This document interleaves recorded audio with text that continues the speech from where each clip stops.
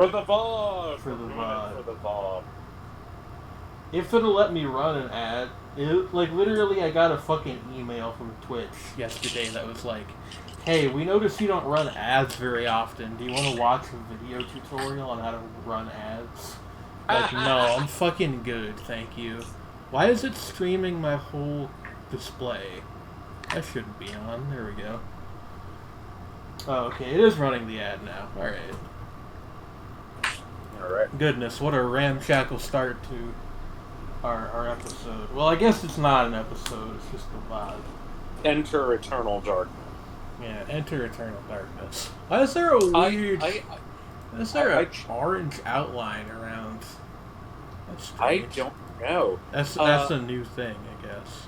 I just wanted to mention that, I joked on the Deep Cuts Discord that if we ever added... Like, we were all joking about the idea of posting, of, like, what if we created a hot takes channel just to get them away from every other channel? And so that any annoying newbies would just post their terrible takes in one place. And my thing was, we shouldn't call it hot takes, we should call it Shiver in Eternal Darkness. Which is printf Shiver in Eternal Darkness, you know, like, based on, like, a, you know, like I can't remember what programming language it's commanded. Would, you know, but, like, it's not an actual, but you get the joke. It's the title of the first Venetian Snares album. Yeah, you know. That was, like, self-released. Venetian Snares. Okay. Yeah. The ad is over. Hello, everybody, and welcome to Shapes and Forms. Forms and Shapes. Forms and Shapes. I am Planet Jane, and I'm joined this evening by my good friend Shredney Vashtar. Hi. We're gonna play Isaac. And I'm gonna play as the Pokemon Eevee in Isaac. Ah! And that's what we're doing this evening. Okay, this is already very good. Yeah, you know. It's a mod somebody made, obviously. I mean, obviously, but it's interesting. There's like transformations you can get as Eevee that map to its evolved forms. I have only ever gotten Umbreon to work, so I don't know how the other ones function exactly. I was gonna be like, you know, if possible, was gonna be like, do Sylveon. I don't know if there is a Sylveon. I think there is, but or I'm not a sure. But either like, yeah, like I don't know, because like they all have conditions to work, and the only one I know how to do was the Umbreon one. So I guess we'll find out if I can get some of the others going. But yeah, my personal favorite evolutions are Sylveon, Vaporeon, and Leafeon. Honestly. Hello, Merc. My personal favorite is Espeon. It's the psychic one. Yes, I know. The weird, like, sun cat thing. Yeah. I'm glad that Murr always introduces himself in the chat with song lyrics that I don't recognize. I don't even recognize these.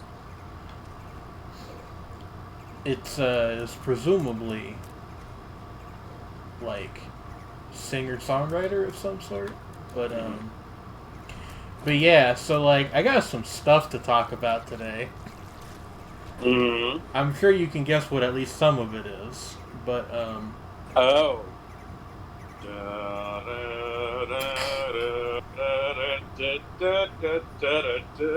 That's one of it, and we'll get to that when like slightly more people are. We'll get to that when like do the full intro. We'll get to that when like slightly more people are here. Oh my! If the world, Steely Dan. If more people show up, I don't know if they will. It's never a given. But like the other thing I wanted to mention It's not quite substantial enough to be a full-on white rapper lyrical miracle power hour, but Oh no. I listened to the lead single off of G-Eazy's new album. Oh no! I don't know what I was expecting, but it was not like a weepy like 90s alt rock song. But with G-Eazy rapping. No, there's Not no even? rapping. It's just There's no rapping. yeah. It's just I don't know. I guess he He's decided. just weepy. I guess he decided to do a speeding bullet to heaven. Like I mean, it's not as bad as that album by any means. I mean, to be fair, weepy alt rock is the generic white boys music of choice. I guess, yeah. I Or was just was. like apparently what happened. His new album, which I believe is called "Everything Is Strange Here," was like That's not a bad name for an album. he took LSD for the first time a few months ago. Holy shit. And was like, yeah, dude, I had like an ego death. It really opened my mind, and this is what he chose to make. I don't know. Holy shit. If it turns out, like, I mean, beyond the single, maybe the single is like the most normal thing on it. Maybe we're gonna have a fucking psychedelic G-Eazy. I don't know. I heard that it's like, from what I've heard, the people who have listened to the whole record, which I didn't have time or honestly the desire to do, like it's psychedelic in like air quotes, in like the same way that like Astro World was psychedelic, which is to say that it, you know, Kinda.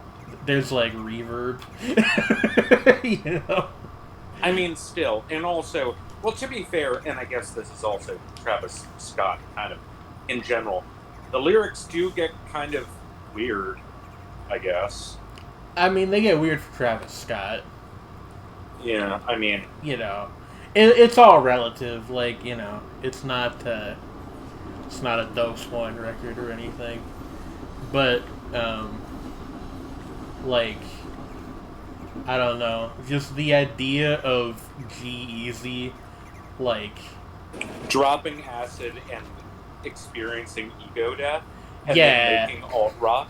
just being like, I've had my brain expanded. I need to make a fucking, I don't know, like, I'm trying to think of a group that even like lit or I was no gonna say, like, no it was who what was the band that made Lightning Crashes? I don't know. Because it reminded me of like a shitty version of that, like not even in sound but in like sentiment. All I think is, oh god, is he making, like, Bush stuff? Maybe I'm not really familiar with Bush, to be honest with you. Bush are one of those... No, like I know who they were, but I've never Yeah. heard any of their music. I haven't heard a lot of their stuff either. Like, Ooh, most of what I know is that they're a very light alternative rock band. Yeah. Oh hey, you like sound a little bit louder now. Live! That's who I was thinking of. Oh, Live, I've heard of, but never heard of. I actually kind of like Live, but like... They're not to be confused with Lush, who are another one-word band. Or Lit, who are yeah. a third one-word band. I actually kind of like Lit, too. They're the ones that make... Yeah, I mean, surprisingly, yeah. Yeah, like... Enemy, which is like an alright song. Oh, and also the little, like, expressive things above the Eevee are extremely cute. Yeah, that's actually, like, you like, use that to do something? Like some kind of status effect? Yeah, it's like, it's a happiness mechanic, like in regular Pokemon. I like that idea. I approve. But yeah, like... Wait a second.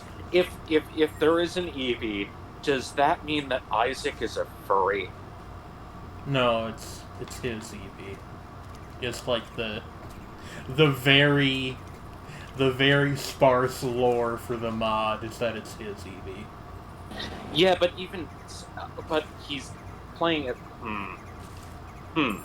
No, if you looked at the start of the run, he like Oh no, threw a I do know Pokeball that out. you pop out of a Pokeball. I know, Yeah. but at the same time, hmm, it gives me like big energy. Big energy. But yeah, that's what I did like musically today, which is not very much. I have an album coming out Oh at some yeah, point this year, which I I'm excited. which you know, you I think if anybody has heard my music, they know whether or not they will be excited for that. But you should at the very least go look at the cover that Zursk drew for me for it, because it's a very good cover. I don't think I've seen that. I mean, I think I have, but like not like directly. The cover, it's on their art Twitter if you want to go Oh, take a peek okay. very quick. I will. I will. But oh god, what was I gonna say? You were gonna say that your favorite that lit or your favorite band ever. That's factually incorrect. I do like My Worst Enemy, and I've strongly considered doing a very involved a cappella reharmonization cover of it. Hey Shredney, I got a question for you. Yeah. Why? Because I think that the way that that song is arranged, it would actually either or alternately with like dense vocal harmonies and like synthesizers. I think you could pull that off. Perhaps. Also, sorry to get back to this like 10 minutes after it was said, but I don't know what that is offhand. That show Goro Goro Iki. It is a weird running joke among some early Let's Players, Oh, based on the fact that one of them, made a joke of like not liking anime, so it's an imaginary anime. That I is the see. one anime I like. Okay. You know. I thought I was genuinely being asked. No, it's like it is a meme anime that like it like has been a thing for like oh god, it's like how long at this point? Like well over a decade, I'm pretty sure. You Like know. these guys were really early Let's Players. And they will be the progenitors of the form in 100 years when Let's Playing is studied in schools. Oh yeah, and Mur K. Bush is very good. I approve.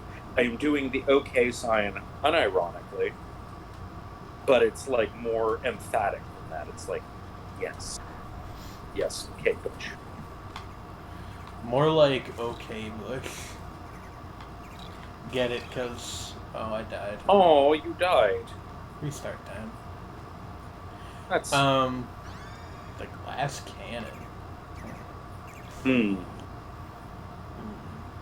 Don't really like this item very much, but I'll try to make it work. I mean, But yeah, that's what I did music-wise today. And I think the other thing I've been up to today has been pretty well documented among my friend group. Yeah. So we can talk about that, I guess. Fly me to the moon and let me play among the stars. Speaking of which, I am not clear on if some episodes having different versions of that song in the credits is like a thing that was present in the actual show, or is like the fan sub were playing a prank on me. I don't. I'm like there are different like if I'm not mistaken, there are subtly different song Sounds versions of fair. it that occur in across the course of it. I see. I guess Like that it does would change, explain it. But yeah, to stop being and coy, I have been watching Neon Genesis Evangelion after putting it off for, I think, oh literally as long as we've known each other, Shredney. yeah, yeah. But so like the first person who recommended Eva to me was my friend Rebecca in high school, who was part of the anime club that I was in. oh man, Um, I had a sort of friendly acquaintance of mine who was I was in the National Vocabulary Championship thing, which was aired on Game Show Network. We were both in that, and he on the way there he explained the entire plot of Ava to me because he was a massive nerd. Like he, we're talking hardcore weeb. he And wrote a book on the mysteries of Ava. and it was before I fully understood even what like television anime was, and I was just like kind of rolling with it. I think I was like, uh, actually, no. I mean, like I kind of knew. I knew what it was. Like I knew what it was because I had friends who were in the anime club. But it was like first time I'd been subjected to the long lecture about Evangelion, and I just kind of rolled with it. That's actually never happened to me. Like, Rebecca was not. That kind of Ava fan. Yeah, she just, like, thought I would like it because it was referenced in Lucky Star, which, like, Oh, fair enough, I suppose. I mean, valid. There's a lot of Um, things that are referenced in Lucky oh Star. yeah, there are a lot of Um, things that are but referenced in yeah, Lucky Star. I I finished haven't episode. seen much Lucky Star, and I know that. Lucky Star is good, but I don't. Yeah, Well, like what's I the don't know. most Here's of the it? thing. Here's the thing about Lucky Star. Lucky Star, I think, is good, but it's like so of its time that I feel Yeah, like I can't recommend it to people unless like it's they base. specifically want to watch something that's like really late 2000s. It's basically a period piece. Yeah. I kind of like that though. I can Yeah, you should watch it then. yeah, like and also I'm gonna be honest. Like main character Konata, I believe. Yeah. Like she's adorable. Yeah. Um, It's Out of Touch Thursday. yeah, like yes, and it is. It is. But yeah, I've got to episode 9 of Evangelion. I am still in the part of the show where it's like Where a it's a giant relatively robot show. normal giant robot anime. Yeah, I mean, it's like a. I mean, it's a little quirky. yeah. Like Like even at this stage, it's is definitely like they knew they were gonna make a weird show yeah. from the beginning. Like It's just that it's way subtler I've at first. seen not all but like some of the original Gundam, and they not Yeah. like the same thing, but you know. Oh yeah, it's definitely like Gundam. Like people forget that Gundam got like, and there were a couple other shows like gets pretty dark and Yeah. complicated, and it's like, yeah, like the thing is like, what's quote unquote deconstructive about Ava is Oh not no. that it's dark and weird. It's that it's, you'll see.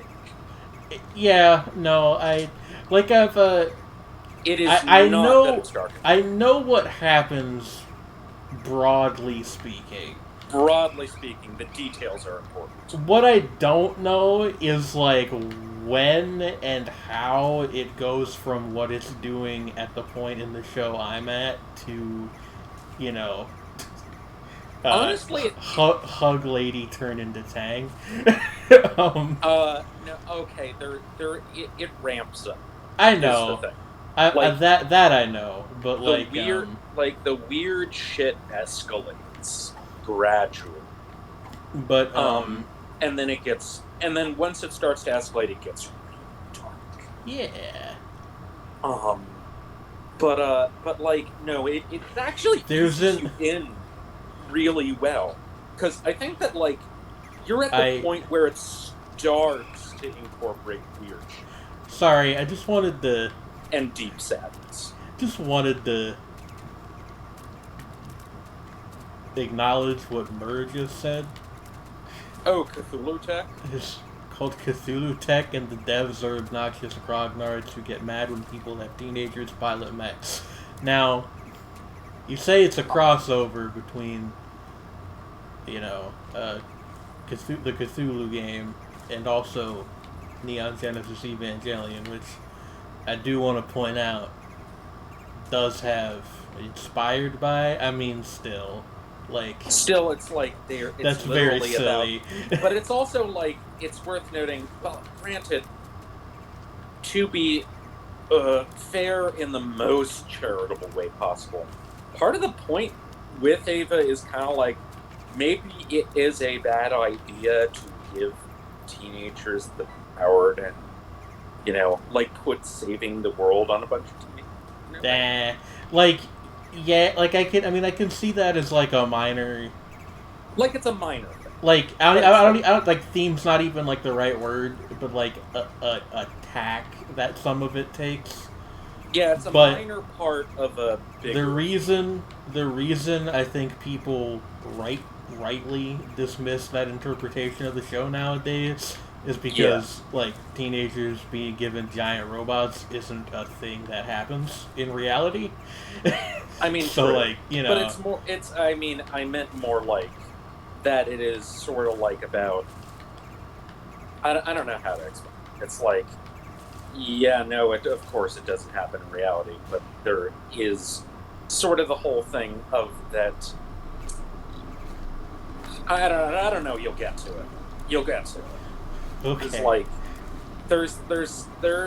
I mean, I can see where you would draw analogs between various things that do actually happen. Like it's just like I think the very literalist interpretation, which is how we got stuck with the term genre deconstruction, is the one that people largely think. Oh is yeah, I mean, well, no, the term genre deconstruction you can blame on people like actually using it correctly when they were talking about Watchmen, and then using it wrong for everything else. I don't know. Like Watchmen and Animal Man are genre, and well, they are deconstructive at the very least. You could say that they have elements that are derived from the concept of deconstruction as Derrida envisioned, which is already very vague and complicated. Yeah, I mean, like I actually have read some of the Derrida stuff on deconstruction. Yeah, and it's just like, well, it's not a technique or a school of criticism, and it's also not a thing that works are. So what is it? And it is basically he does have an answer to that, but it's not one that makes a lot of sense to me. I mean, it's not a school of criticism. It is a way of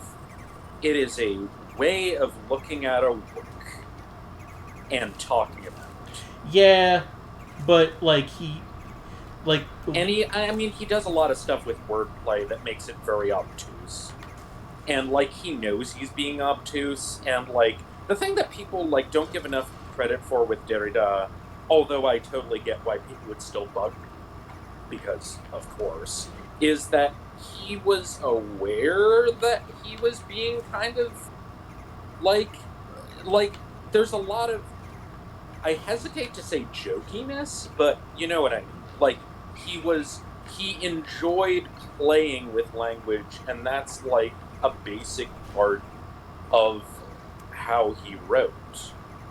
And like he didn't take himself as seriously as I think a lot of later, like the stereotypical, like very serious postmodernist, like people who didn't. Yeah, no, I understand that. I think the problem is just like the guy didn't originally write in English, so like I don't Oh know. yeah, and it's hard to translate his Like work. I look at some of the stuff he writes and I just don't know what he's trying to get at. Hi Go Go, thank you for the sub. Thank you, Gogo. Um, but like, uh, you know, I think we can all agree that deconstruction does not mean thing but edgy, which isn't even what NG is. So, it's Yeah, and like it's it, like you know.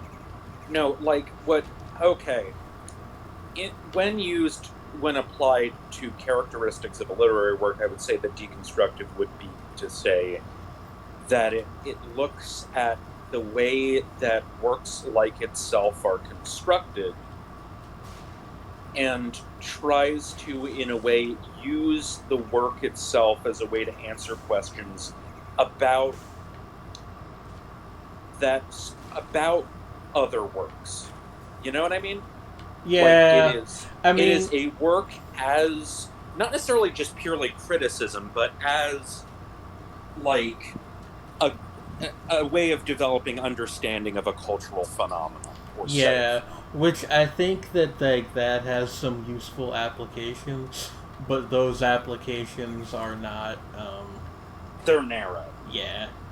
Like Also, again, yes, Evie's little balloon craft is very good. it is very cute. But like yeah, honestly, yeah, like what is works that are deconstructive? You can name a few for sure, and that are that definitely have those vibes. Like again, Watchmen is all about why people like the idea of superheroes and not just what they would potentially entail, but also like trying to examine why we would even like kind of I don't know how to explain it. It's like not exactly why we would want to know that, but like sort of like whether or not even that question is useful and what it potentially says. Yeah, I don't know. Like, I feel like where people get hung up on stuff is they look at something like that and they're like, oh, this work is saying that, go with the example of Watchmen, this work is saying that superhero stories are bad. And And they're they for th- babies. and they think that that's like And also, a superheroes are fascist. yeah, and, well, I mean that's even like another thing that we could get into, but That's like another take, yeah, which is interesting. like and they think that that interpretation of the stuff is like deep. Like Uh, I don't want to just call people dumb, but also like you'd have to like I don't I don't understand the context of that joke, and I'm gonna oh, ask you to let's not not make it. even let's not Um, talk about that one. yeah, no, Let's I not. know you don't actually believe that, but still. Um, but like the thing is, I feel like people get hung up on like not even just surface level readings, but Mhm. like the very surface Uh, of stuff. Like a lot of the time, just in general, right? Do you know what I mean? uh huh. And like, They get hung up on premise alone. yeah, like I feel like that's how you get like, oh, Watchmen is about how superheroes are bad. No, it's not. Like I don't fucking like Watchmen, but that's not what it's about. No, what it's no, that's not what it's about at all. And It's the same thing with like Madoka or now, yeah, and also Evangelion. Like that's just it's just not like Evangelion is not about why giant robot shows are bad. Madoka it's is not about so why like the specific like it's the idea it that that's celebrates giant robot shows. yeah, like the It's idea not that about that. that's what anybody walked away from that series thinking is Now, hilarious to me. like now, you can argue that End of Evangelion has some interesting things to say about how the fandom acts sometimes Oh sure. that are like take a look at yourself, but it is not. But even then, that needs to be contextualized. Yeah. Like, Which it's I more think, complicated than that. yeah, like And the I think reason why another, people got so angry about it was because they didn't see beyond that interpretation of it. They just saw a mirror to themselves with the end of, well, the last two episodes especially, and then it was commented on in End of Evangelion. They saw a mirror of certain things in themselves that they did not like and got very angry about it without seeing the greater context. yeah, I mean, I don't know. Like, another thing people do, and this is part of that whole thing, I feel like people are very predisposed to see art, like artistic works, as attacks on things, which is Oh, like almost never the case. oh yeah. Even when things are attacks on things, it's more complicated. Like, Yeah. like, even if you're analyzing something like Michael Haneke's, Funny Games, that's not the only thing that film. It's not just about violence in film. It's about violence, and Yeah. it's like, and also about media period, like how it worked. And it's like, I'm not going to get into that, but it's like, no, even when stuff is a quote unquote attack on something, it's generally not just that, because you have to write a story, and the things that are just an attack on something are generally bad. And Yeah. nobody talks about them. I mean, the things that are just attacks on something generally aren't even fiction. They're, Propaganda. yeah. Or like not very well considered criticism. Oh yeah, true. Or occasionally, like, well, also falling under propaganda, there is, quote unquote artistic propaganda, but it's like, you can see that it's propaganda. Or Yeah. like just trying to, like, and I don't mean necessarily state propaganda. I also mean like, this is clearly a polemic in, say, musical form, or in terms of a comic or a short story, or a pamphlet. You know? More like these pamphlets. Sorry. Oh my god. But like, I don't know. Like, I don't know. I will say I do. Going back to a more specific and less out there topic, specifically speaking of Eva, I am kind of worried that I won't like the second half of the series because I'm really liking the first half. Oh no, I think you'll still like a lot of it. Back Perhaps. of it. Because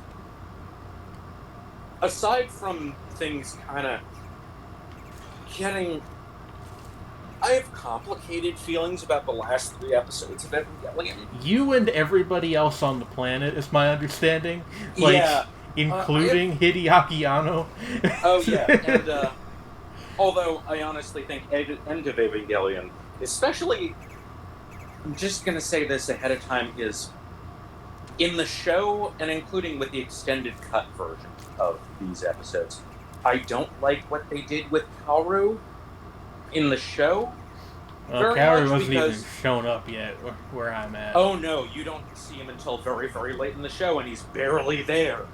And that's what pisses me off. And, because he... Did Tony Soprano die in the last episode of Evangelion? Okay, so... I mean, that is kind of where we're at, I suppose. It's like they try to compress what should be like a 5 or 6 episode arc that would be really, really good into one episode. So it's a series of really good scenes that are just squished into one episode. But the thing is, End of Evangelion actually does, a lot of... Well, he's not there very much either. They do a lot of interesting things with Kaoru. And I'm not going to say anything about that. And it actually... But it works. And I'm going to say, they don't really do that with the last 2 episodes. Last episode, at least. In the show, this is very boring to consider, but didn't the show, run into production problems or something? Oh, boy, yeah. Like, Gainax's whole financial situation is, Yeah, they had like infamously terrible. yeah, they were essentially able to like pay 5 people to work on it. You know what I mean? Yeah. And there are bits of it that looked fine, and then there are other bits where it's like, granted, a lot of this was clearly stuff that they'd had ideas for going further back, and Hey, they're I'm animated piloting fine. here. What? Man, pilot. Oh no. Uh, what if Tony Soprano was Shinji? Yeah, that's another He's thing. Like, I assume that this will become clear to me as I go into the show. So far, I really don't understand why everybody hates Shinji so much. why everyone hates Shinji. You Yeah, mean? yeah. Because I mean, I guess that it makes sense given like the last third of the series and also end of Evangelion. Like, I get it. He reveals some very unlikable traits, but What at the same time, like every other teenager on the planet? I mean, it does get darker than that, I mean, especially in the film. I But assume, but like still. but but it's like it's still that's not why people seem to dislike him, and I think it boils down to the fact that they don't like that. Like, you get a lot of like cis male nerds watching a show about a cis male nerd who actually acts like a realistic cis male nerd, and they become extremely uncomfortable with it. Like, Perhaps. I mean, I'm gonna be fucking real about that. That is what I think is going on. Puts forward that it may be toxic Oh yeah, toxic masculinity masculinity. nonsense. That's what I mean. Is like it is a lot of guys with inculcated toxic masculinity who like just are not that other being inculcated with toxic masculinity in their own ways and respond to things in that way or others. But yeah, it's like not liking seeing somebody who resembles you in ways you don't like about yourself. Shinji cheats on his wife with a Russian housekeeper. What the fuck? But like, yeah, honestly, I like Shinji.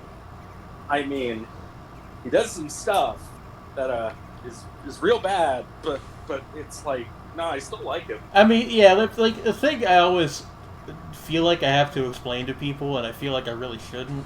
There's a difference between like liking a character and like wanting to hang out with them. Oh no, You know what I you mean? like a character who's a bad person. You know, like even very early in the series where I'm still at, like I think Asuka is a good character so far. I wouldn't really want to like Oh, she's a great character who is a shitty person. be her friend. She kind of seems like a jerk. Yeah.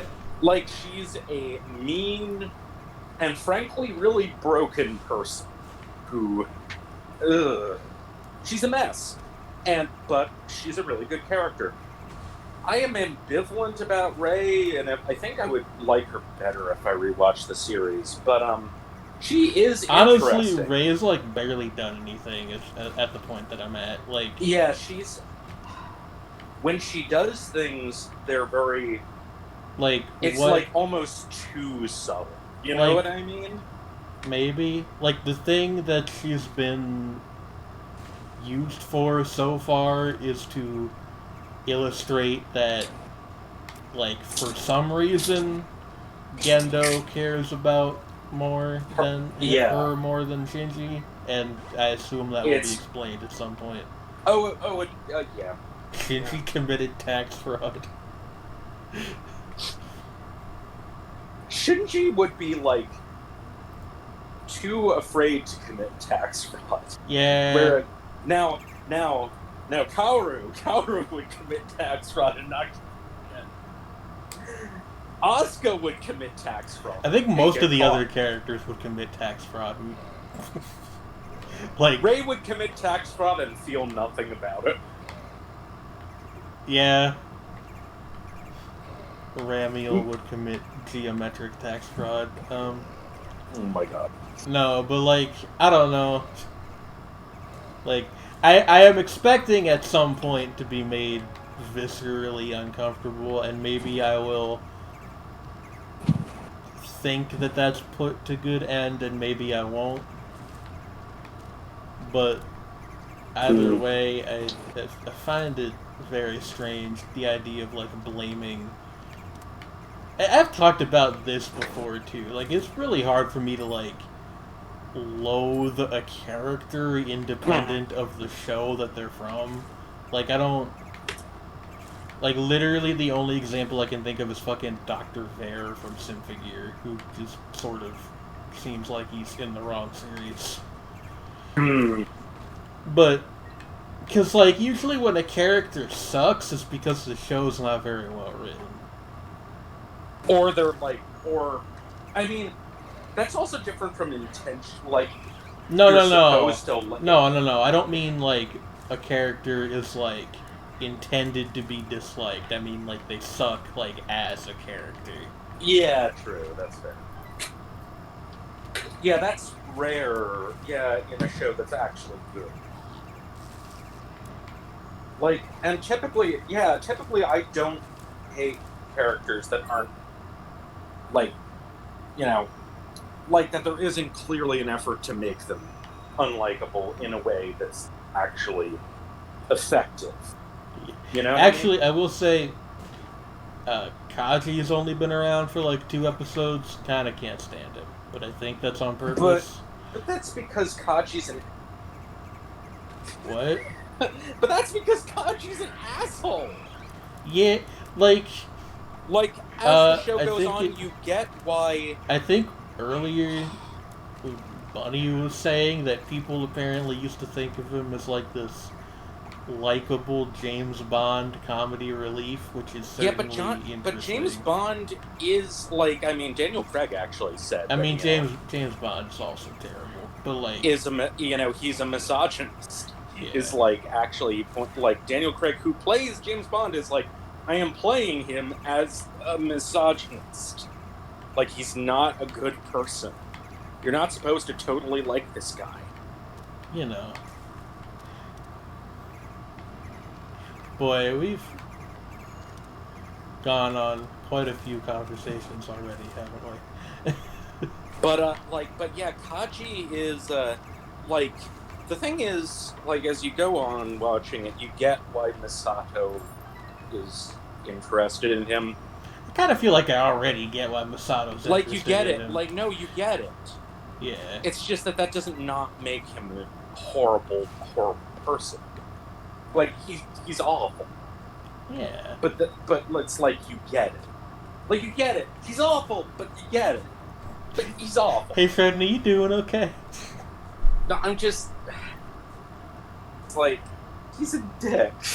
He's such a dick. Yeah. Like, Misato, you can do better. God. Yeah. Oh, it was like the other thing. The only Eva characters I don't think I'd heard like anything about before I started watching the show are those 2 kids that Shinji hangs out with sometimes. Oh yeah. Oh yeah, those guys. Yeah, like they are more important than is immediately obvious. Yeah, I believe you. I've just like never seen like time, anybody mention forget about them. It's yeah. weird. Like, I think it's because they are so normal.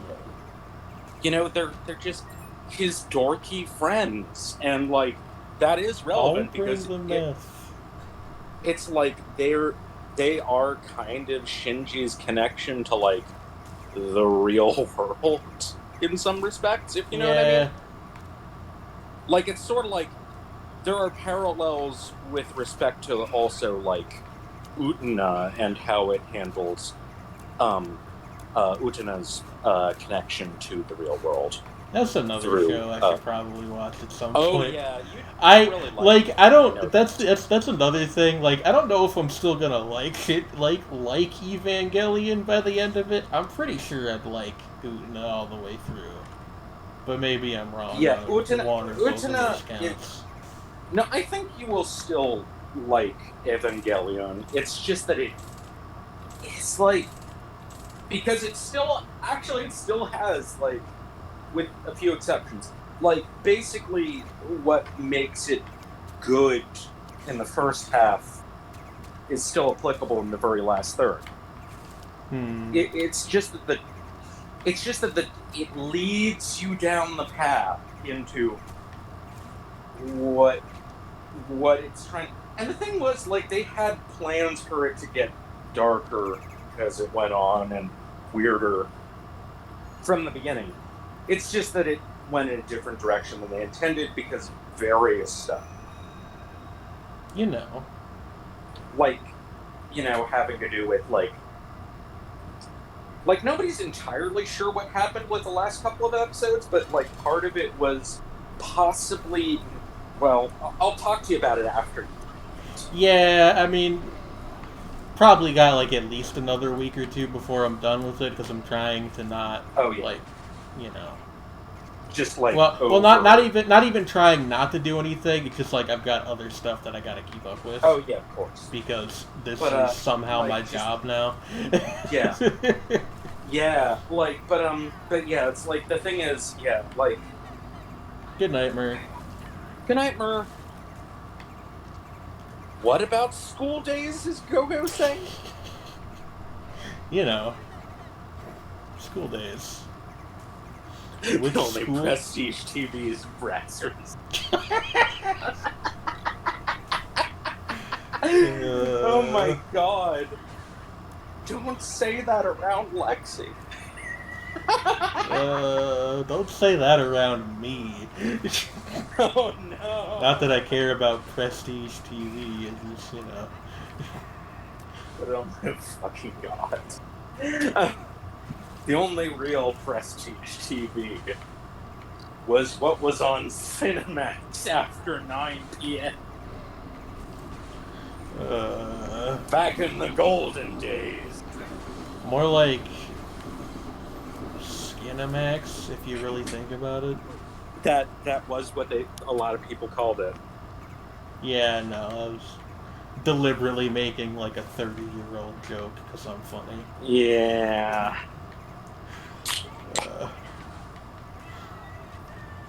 Yeah, I don't know. What I have had the thought of, and I don't know if I'll still think this by the end of the show, is like, man, it's really strange that Evangelion is as popular as it is. I mean, well, for the first half, or first 2/3, really, I get it. No, like, here's the thing, though, right? Because, like, I broadly know where it ends, and I know where it is now, and neither of those things really, like, scream huge hit to me.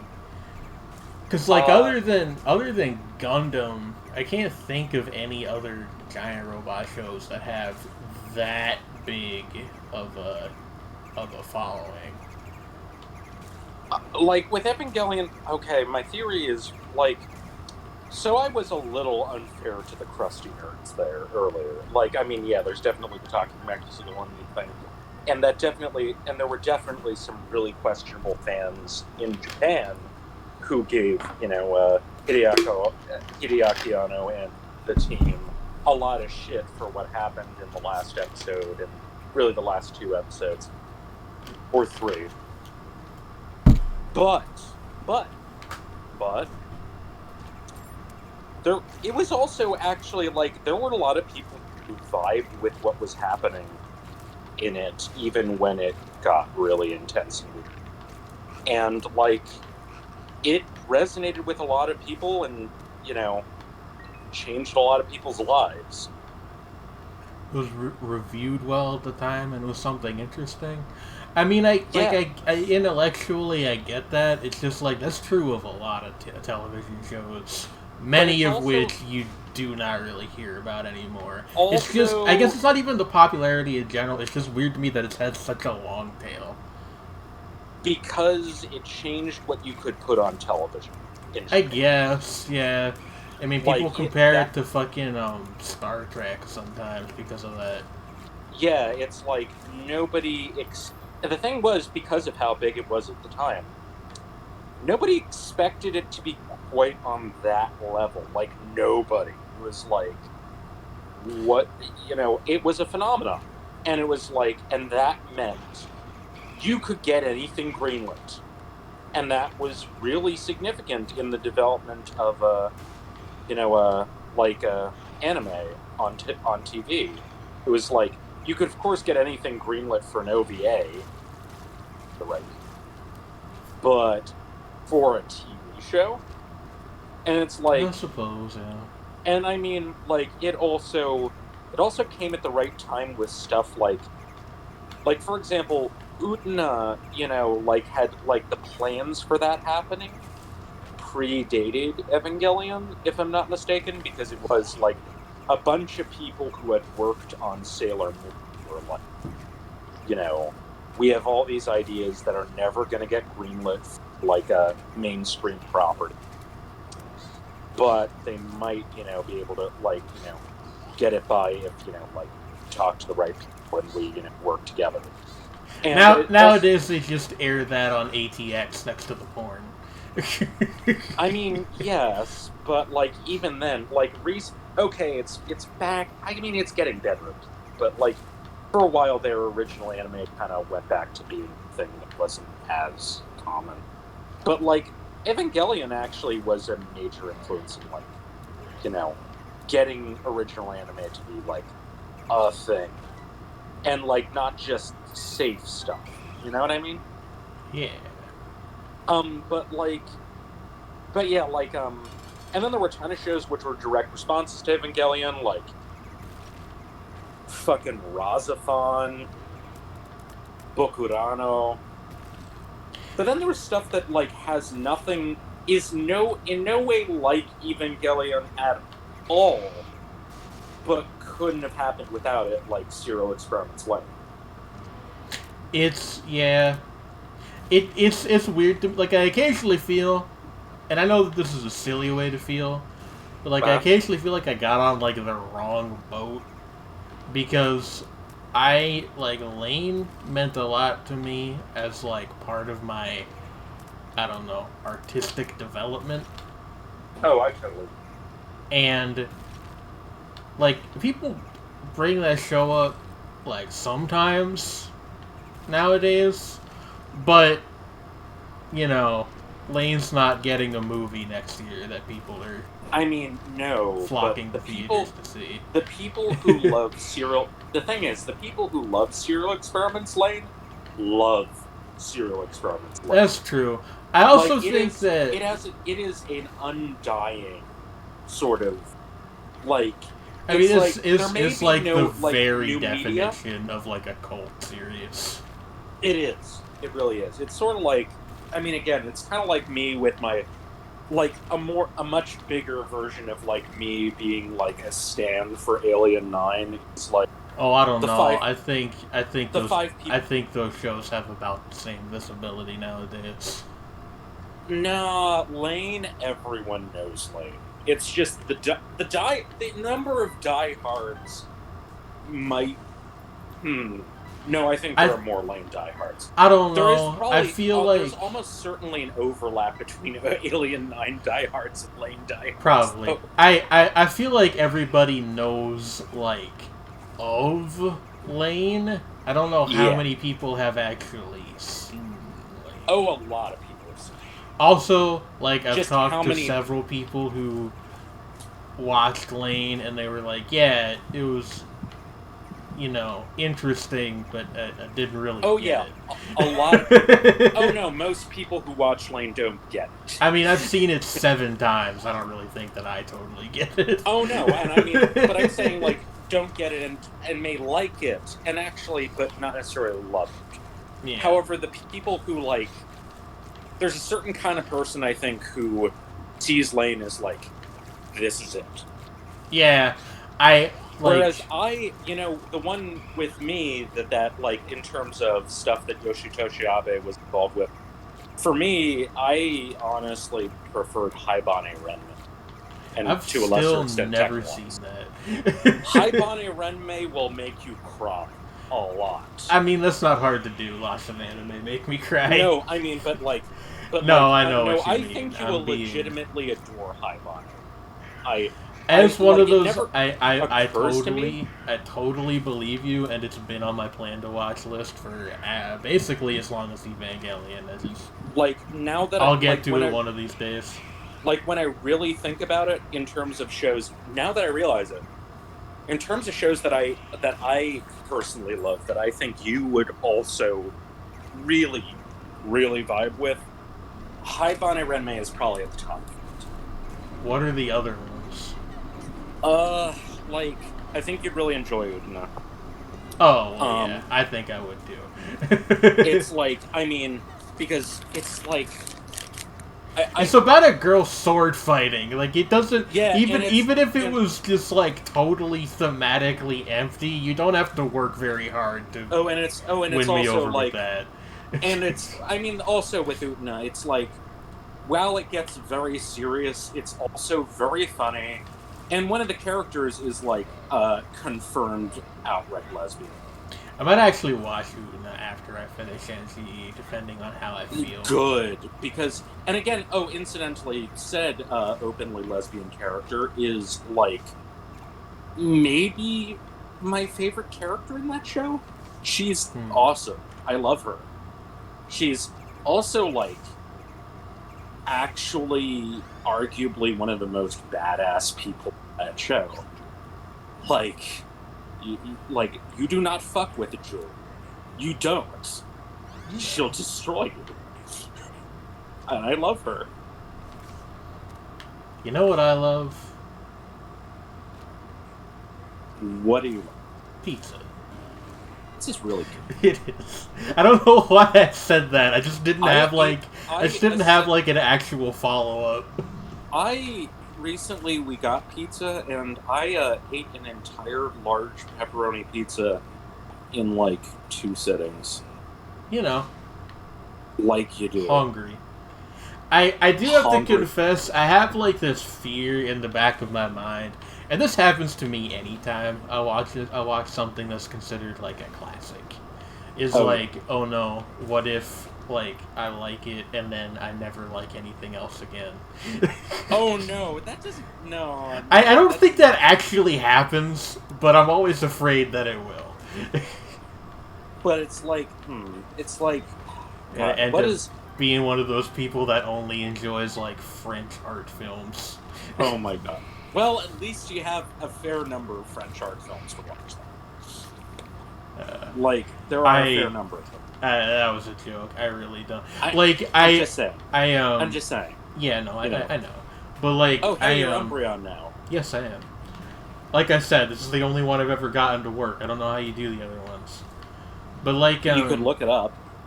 I could, actually. I got a thing. We might just do this also for the middle segment, because I was going to do I had, like, a puzzle game lined up, but I don't want to do that without Win here, because Win's the one who, like, really... Yeah, Win is a good person to have for puzzle games. Yeah. What was I going to say? Like, like, Win and I are the stands for puzzle games. Yeah, in this Shredney, what was I saying? I have literally totally forgotten. Okay, like, so, fear of, with classic shows, like, becoming that person who can't enjoy anything. Yeah, I don't know. Like, I'm always afraid that this is gonna happen. I mean, honestly, I never fear that, because, like, all I think is... So, like, I'm already, like, really weird and choosy about stuff that I watch in the first place. But also, like, that opens me up to the possibility that, like, once I've... Like, I could just move on to other stuff and be like, maybe I'll accidentally find something actually really cool. I guess, yeah. Like I said, and I don't think it's really a thing that happens much, if ever. Like, I think it's kind of a rhetorical device people use, really. But... You know, I am perpetually worried about things. How does this work? Are locked behind your typical character unlocks? What?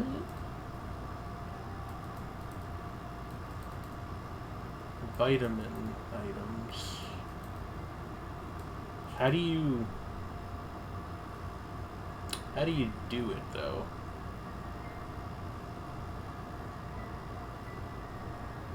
You can apparently go. Yeah, But that is that. I think well, that's cheating. like I've beaten the bosses in question though, so like I don't know why they're not in the menu. So I'm Unless actually it's a gonna. different. Is it the same EP mod? It is the same one, yeah. So Okay. I'm going to. I'm actually gonna kill the game for a second and just do this manually real quick if I can. Alrighty. Yeah. How do we do this here?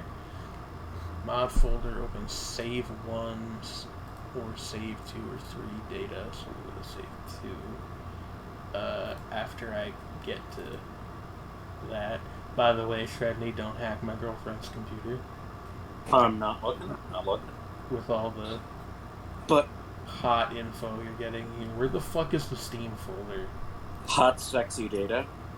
Don't ever say that again.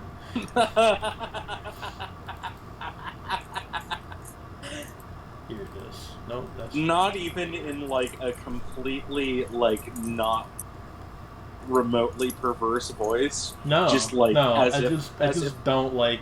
I'm saying normal things. I just don't like that. Nonsense. I just don't like that phrase. Oh, what? Hot, sexy data. I'm gonna kill you in real life. Please don't. I don't want to die. Where the hell is the? I want to continue to have my, freedom, my life, liberty, and equality.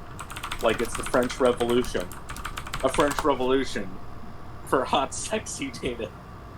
Please stop. I will. Okay, you said please. I appreciate that. Where is the location of mods? My Games. Ah, of course, the My Games library in the Documents folder. Where else would it be? EB. Save 2. Yeah, I think I just need to set all these variables to 1. Is that what I need to do here? Okay. What it says is okay. That's very silly, but sure. Just set all the variables. It even says that I have some of them unlocked, but like I clearly don't, so. Oh hey, they do have Sylveon, yay! They do have Sylveon. Save. And we'll see if that fixed it. Okay, let's see.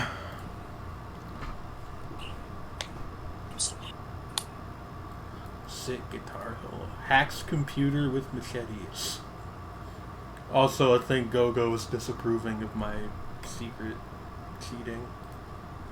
Unless that emote is directed at something else. Yeah, no, that didn't do it. Unless it's another thing you have to unlock, like in, like you have to like get the transformation, which might be it, but I don't know what you need to do then. I don't know. I won't worry about it. If we get them, we get them, and if not, then oh well. So how are you doing, Shredney? I'm okay. Like, with, I just, like, I just have I kind of had a migraine earlier, and it's still kind of, my brain is just kind of not working very well. Also, I finally went out and got my SSRI prescription because I'd forgotten to, not forgotten, but it was, like I ran out and hadn't taken them, and so went through SSRI withdrawal without realizing it for like a week. Yeah. It was very bad. Yeah, it doesn't sound great. And there was a not great thing I do not want to talk about happened at one point, like last week, at the beginning of my SSRI withdrawal. And so that made things very bad. Talking to my therapist helped. That was nice. But it was a combination of that and like not eating super well, and like I had a very bad couple of days. It was not good. I am doing much better. Did much better yesterday and today, but physically I'm not doing it. I could be better. Well, I hope you feel better, like, physically soon. But I'm glad you're doing better, like, generally speaking. Yeah. I think part of it is, like, Hey, Shredney. you know, yeah. Remember Sega Pain? Oh, we still need to watch that. We might watch that sometime. We will one day watch that potentially watch that for our thing. Our thing. Our thing. Everybody knows what the thing is. Yeah, I mean... So it's not like we have to obscure it. You just need to catch up to me with Speedgrapher. I'm, like, halfway through it, I think. Oh, you're halfway through already? Okay, then I'll finally Yeah, I mean, I've been paused I'm so for, sorry. For 3 or 4 weeks. I didn't know that. I thought that you just stayed at 5 because I'd stayed at 5 and that's... Well, no, and I felt so bad. You should have told me. I would have been more motivated. I was waiting for you. I'm sorry. I mean, I admit that show is it's not a chore at all. It's just, but what it is a fucking experience, which means that it is very hard to watch a lot of it at once. You know what I mean? Yeah. How far was I? Because I put it on my pause list even. 9 episodes in, so not quite. Okay, 9. All right. That's I can blow through or can I blow through 6 episodes in one sitting? Like, the thing is with Speedgrapher is a fucking trip. Yeah. I don't want to reveal the thing that happens in episode 9, but you'll know it when you get to it. Look, I know that I'll know it when I get to it because it's that kind of fucking show. Yeah. Okay, actually, one thing, for the most part, I don't want to talk about it because we don't want to spoil it. Yeah, but one thing I want to ask. Did you get to the part where she fucking shoots the guy in the leg and then makes him fucking eat her out while he's bleeding out in the pool? No. well, look forward to that. See that happen. No, nothing you could say about Speedgrapher would make me fucking surprised. Yeah, that sort of the show. Handman. The fucking Handman. That's in the 3rd episode. Why this? Because the show was made by a madman. My favorite thing is that the guy who directed this is the fucking Yu-Gi-Oh guy. He's the Yu-Gi-Oh guy that directed the Yu-Gi-Oh anime. Clearly, okay, the Yu-Gi-Oh guy is clearly some kind of raving socialist, which isn't a bad thing, but at the same time, he also clearly believes in some weird conspiracy theories, and may well be doing psychedelic drugs, and probably has some weird fetishes. And is also the Yu-Gi-Oh guy. Okay, but can I throw an idea at you? I think Speedgrapher might be kink-shaming the show. Because... It kinda is, well, you know why. I mean, it kinda is kink-shaming the show, but I think also, potentially, given how pervasive the kink is, that it's the pot calling the kettle black. Maybe. Let's get real. Maybe. Nobody goes that hard on kink-shaming and isn't into some weird shit. Perhaps. You just know, he reads some nasty dojins. Okay, maybe we should talk about something else now. I don't want to think. You just know. I don't want to think about the Yu-Gi-Oh man's private collection. The Yu-Gi-Oh man I don't. reading I don't weird want to think about his dojins. comic hat haul.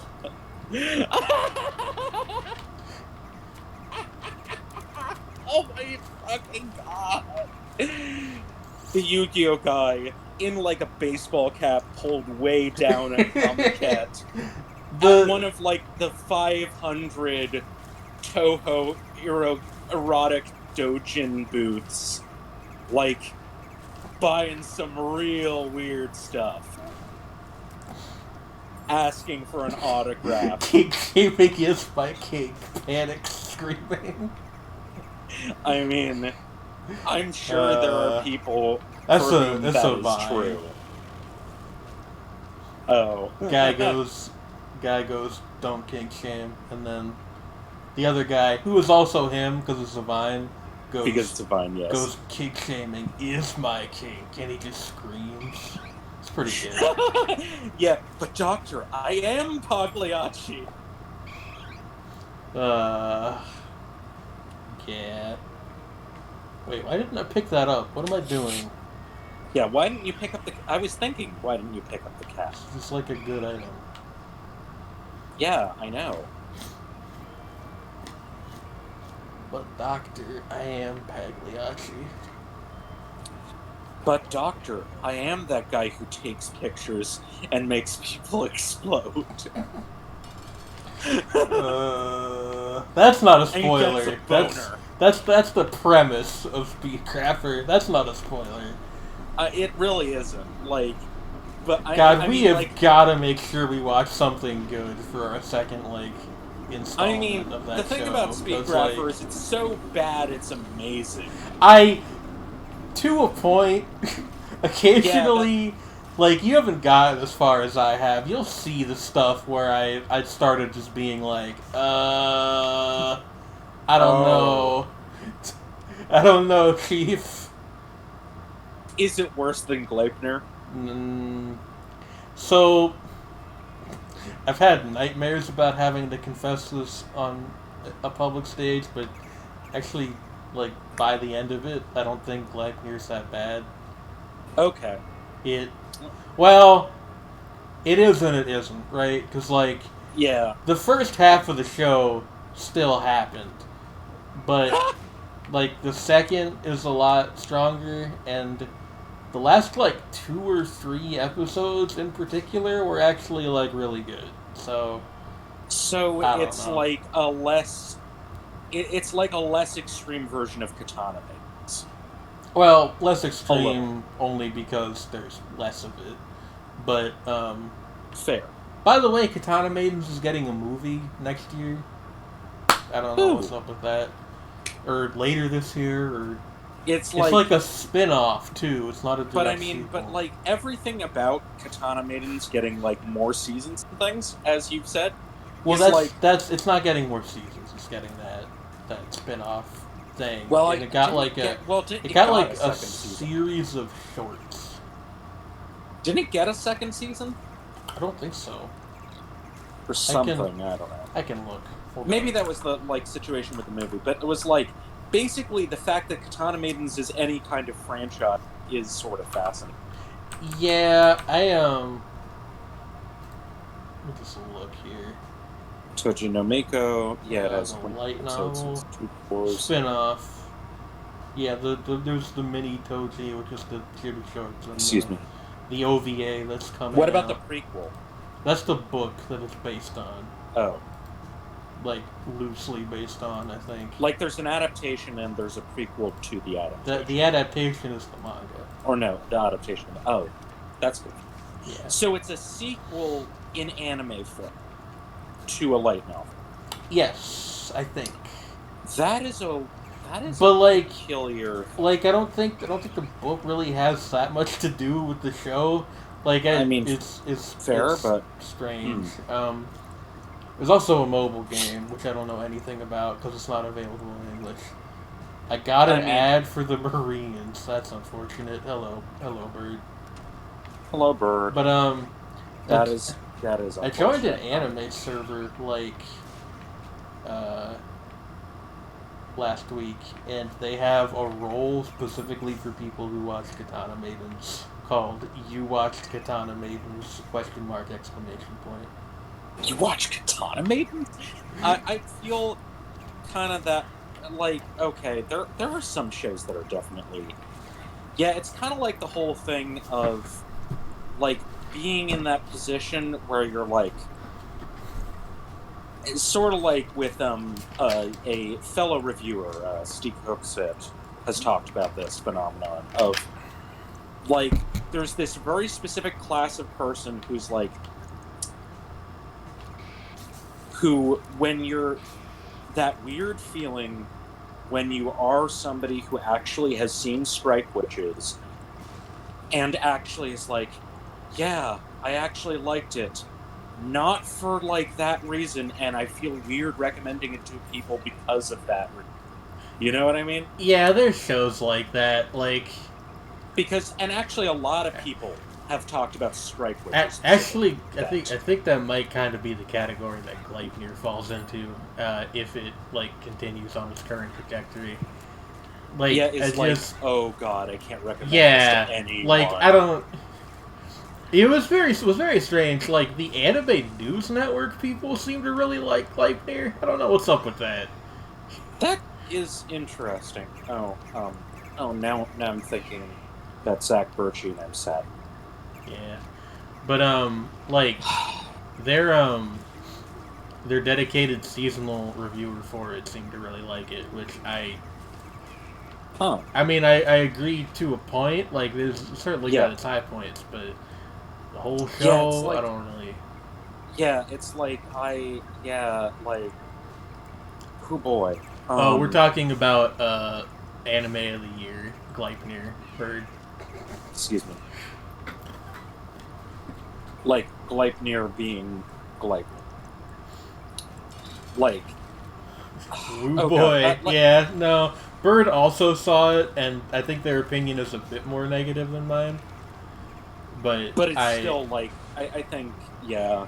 it, Like, you can't, it's from what I understand, either way, you can't ignore that the first half happened. here's the thing, okay? Like, I ended up giving it like a 6. I didn't even score it that high.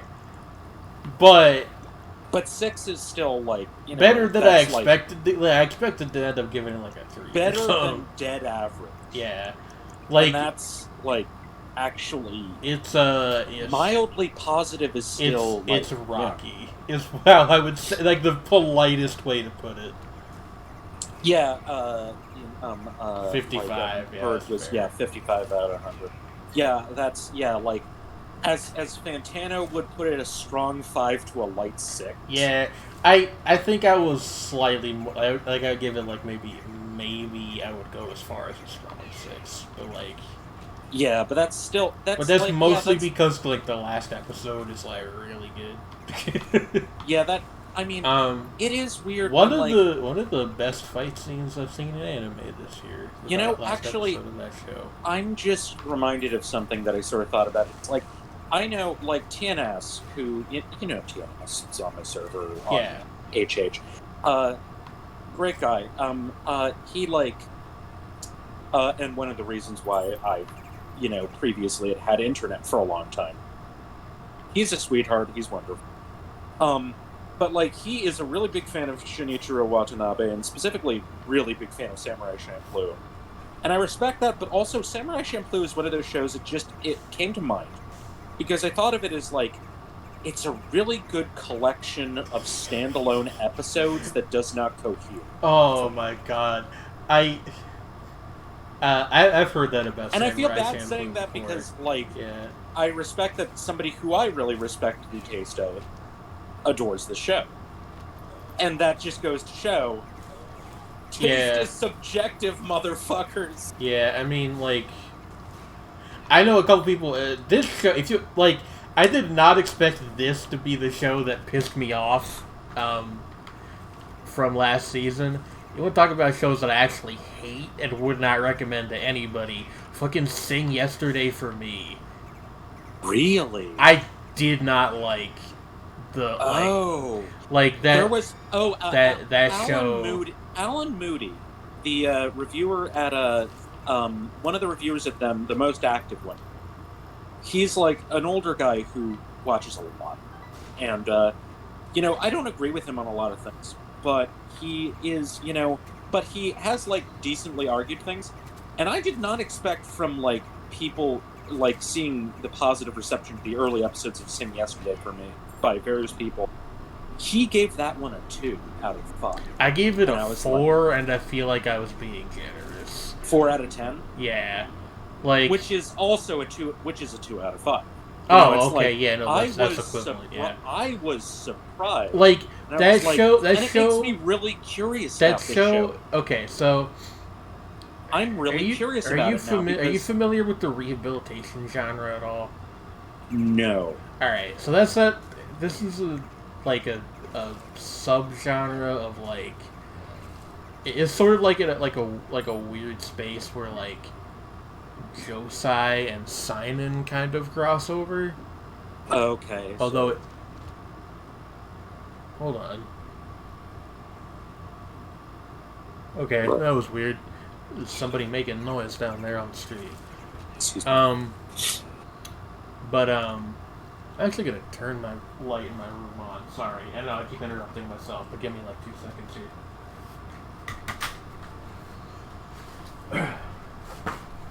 Yep. Yes.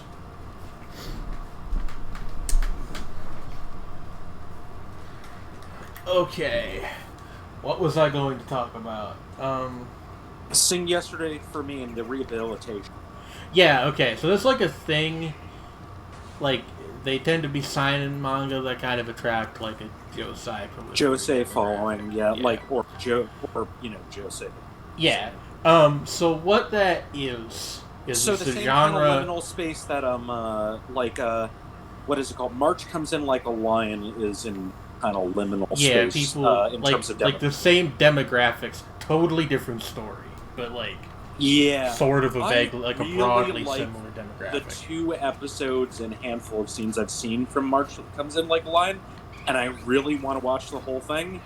I just haven't gotten to it yet, and it seems like it would be emotionally fucking intense. Yeah, but like so the rehabilitation genre is like it's one of those like genres centered around sort of like a story structure, and what it is about is all of them are about is like a young adult guy needs to like get his shit together essentially.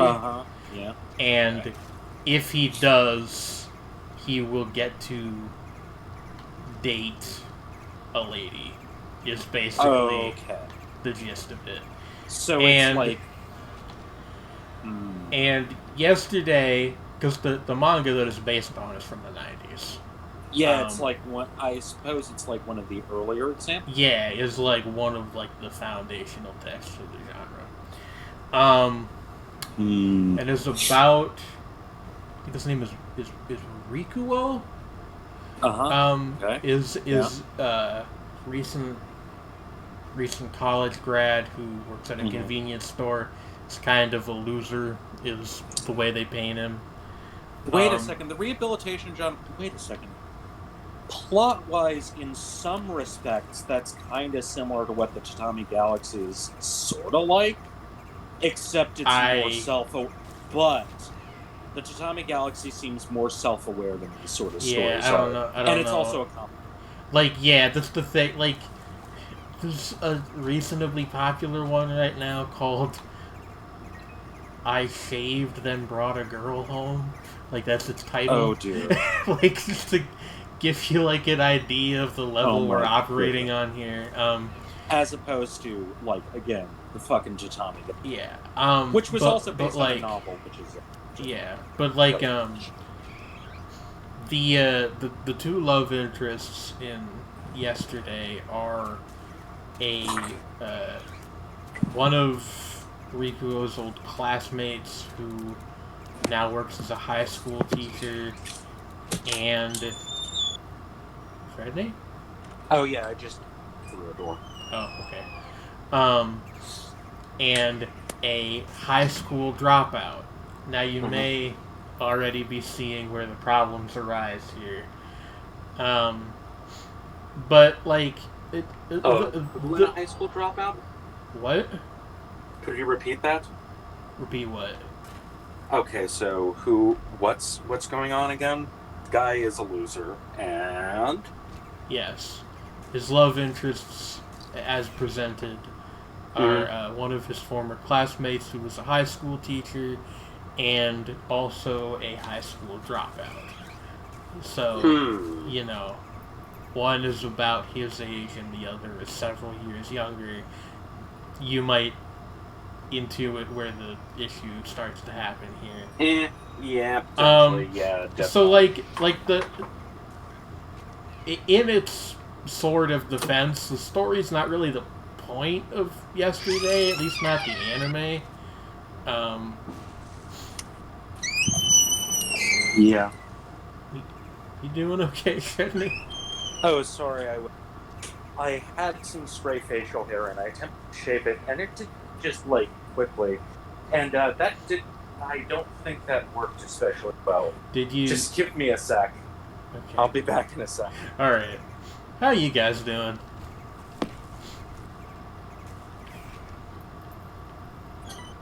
Yeah, it's a very stupid title. Like maybe it might read less dumb in Japanese, but whoever's scanlating that should have maybe taken a creative liberty there, because like even on the off chance the manga itself is terrific, you're not gonna catch any flies with that particular jar of honey, I don't think. But maybe I'm just not the target demographic. I don't know. A show from last season I did think was, not great, but interesting.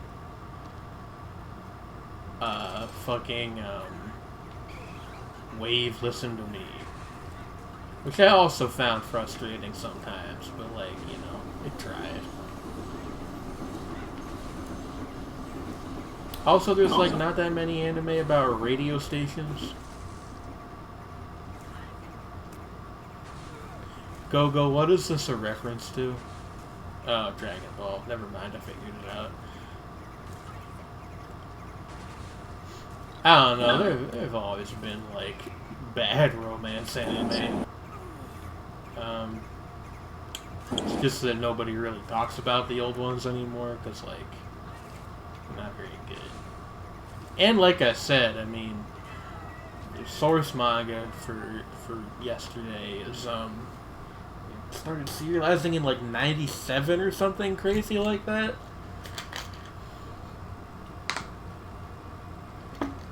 Thing's almost as old as I am. I might hear a ferret returning.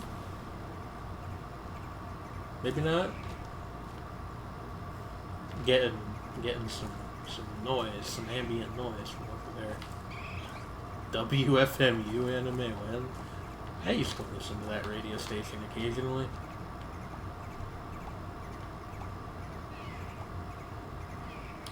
No, I mean, when I said people don't really talk about him anymore, I meant, in more of a general sense. There are anime about Lady Gaga's 2009 single Bad Romance. I wish. Hey, remember when Courtney Love wrote a manga? That happened. People don't talk about that anymore. But that was a thing that happened. Look up Princess Eye. It's fucking hilarious. I used to read that regularly on... what the fuck was the name? No, it was just Tokyo Pop's app that they had. To give you an idea, this was a pre-smartphone app, before the term app had really even caught on to describe that kind of thing. And they had a program where... Jesus Christ, I recognize this, yeah. Where you could, subscribe for some amount of money, and they would give you, a certain amount of like there were a couple different titles, but like motion comics every week, and Princess I was one of those. Oh yeah, okay, I remember. Hello, Stephanie. It just popped back in. The actual good one that ran on that service, by the way, was Bizengast, which never finished. We talked about. Yeah. Anyway, yeah, going back to yesterday. So like, to be as fair as possible, the story's not entirely the point of the anime. It's a character piece, is what I understand. Yeah, but like, the thing is, like, most of the story is spent building toward the idea that, like, Rikuo needs to get over his, like, fundamentally childish infatuation with Haru, who was the high school girl. Mm-hmm. Okay. You know, because, and again, this is how the anime paints it, because the teacher lady is, like, better for him. Yeah, but that's which, not...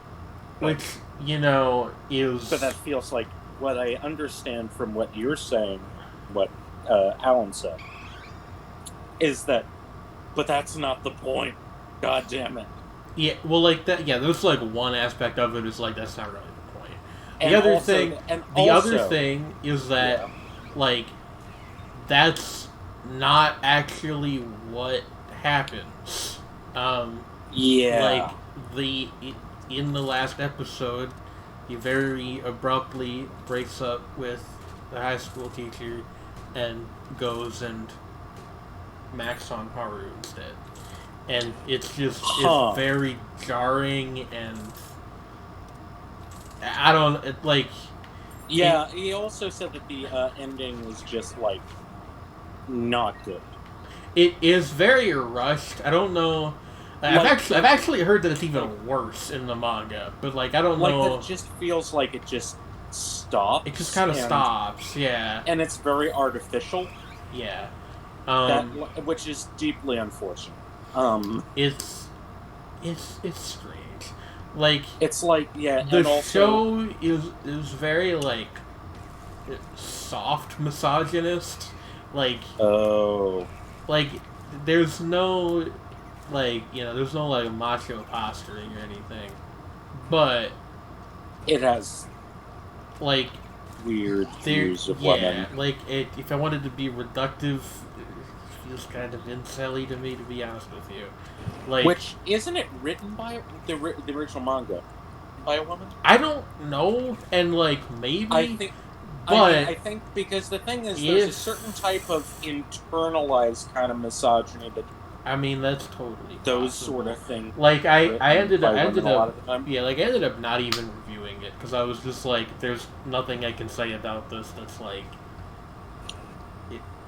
nice for one thing, or like insightful, like critical in an insightful way. So I just didn't bother. But like Kaito Ume is a woman. I again like. Yeah, that doesn't I mean totally that you believe that. It's yeah, just but the thing is, like, there's a. No, I don't think Bird's like raising an objection. I think she's no. I'm just saying that yeah, like I mean, I'm not surprised. Like, female writers can reproduce some really harmful tropes about women in their work too. Yeah, and it doesn't even mean that they're necessarily like actively hate other women. The thing is, like the manga revolves around Rikuo to such an extent that you don't really get much of a picture of who the women are outside of their relationship to him, or in the case of the high school teacher, to the other guy that she's like sort of kind of interested in, which that's a whole other kettle of worms. It's funny that you said like you combine kettlefish and can of worms. Yeah, to make it way more disgusting. Yeah, like it's the whole thing. It's a Yeah, shame because like the adaptation feels very honest to the spirit of the manga, from what I know about the manga. Which is like generally that's a good thing. And in terms of like the production, I think it's actually like great. Like and also the animation and the background is very atmospheric and engrossing. The thing is, most of like the praise I'd heard for it was in the first couple of episodes, when maybe that was less obvious. Yeah, you know what I mean? Like because apparently the first like couple of I would even say like the first half of the series is pretty good. Like the first like in the first half of the series, like apparently it has some like really good quiet characters. Yeah, like that's the thing. Interesting. Like if it. So that's that actually is kind of worse.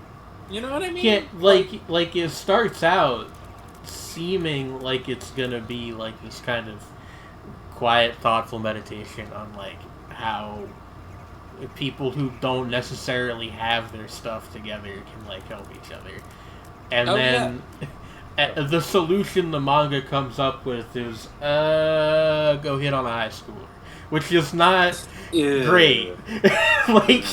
like if you take out like the whole morality side of the equation. I don't. It's never explicitly spelled out, but he's like a recent college graduate, so like early 20s. Yeah, like 20. How old is 22, she? And she is a high school dropout and like a recent one. So like as in her last year of high school. I don't know.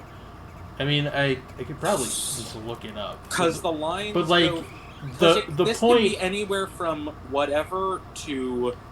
Ooh, that's real bad. Yeah, I mean, like the point more than her actual age is that she's like written so that she seems a decent bit younger than him. So basically, acts like with the emotional maturity. Like if I had to if I had to like pick like make an educated guess, she seems like she's maybe like 16. Oh yeah, wait. I think I have read that she's like. Ooh. She has a pet crow, but like I do know that. And she clearly has some stuff going on. Yeah, which is never really explored. Like. Oh, that's worse. Yeah, that could be interesting. Or even if you don't know what the stuff is, it could still be explored how it affects her. Like, we know that she is a high school dropout, but we don't really know why she stopped going to school. Like,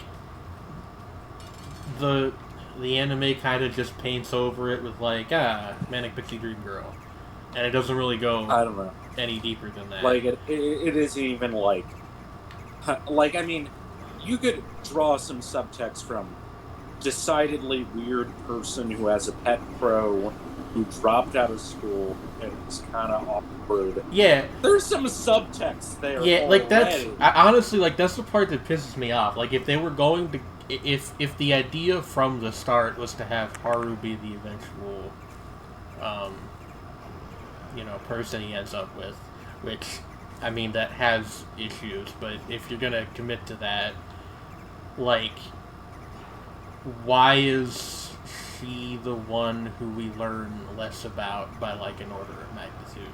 Yeah. Because, what did Go-Go say? She stopped going to school because she isn't neat. I mean, that doesn't really come up in the show. I mean... I can believe that, but it... I don't know. I think something to that effect is briefly know about mentioned, but what very little I know about the show is honestly it gave me this character kind of gives me neurodivergent vibes. She does sort of come across that way, and might have, and definitely is the sort of character, the sort of person who probably would have been bullied, and that's like a heavy subject. That it you gotta never handle goes into carefully. Which even that, because Rikugo kind of comes across that way. Neat and being pronounced the same. God damn it, Goku. I know. Apparently, that's not actually true. Goku's making it funny. Yeah, but still, it's like, yeah, like when I saw that character and read about that character and seen like little tiny bits of things, it was like, oh, this character gives me like low-key autistic vibes. Yeah, like faux show. Which, if in case anybody's watching the VOD, we don't mean that in a bad way. Like, oh no, God. Yeah. Like, jeez, like that is we not, are like part of that community. No, but like that wouldn't. Yeah, but like the thing is, like even that on its own, like you could do something with that. Like Rikuo also kind of seems that way. Like dude, like clearly struggles with major anxiety issues. But yeah, like just guys, just to anybody who does not know us, when we say these sort of things, this is more from personal experience as we're not being weird. Like we're there, guys. Yeah, we know. Not like the 4chan way of saying that kind of thing. Anyway, no, actually. Yeah. To get back on topic, like Rikuo also kind of feels that way to me, which like they could do something with that, even if they still really didn't need the age gap, but they don't.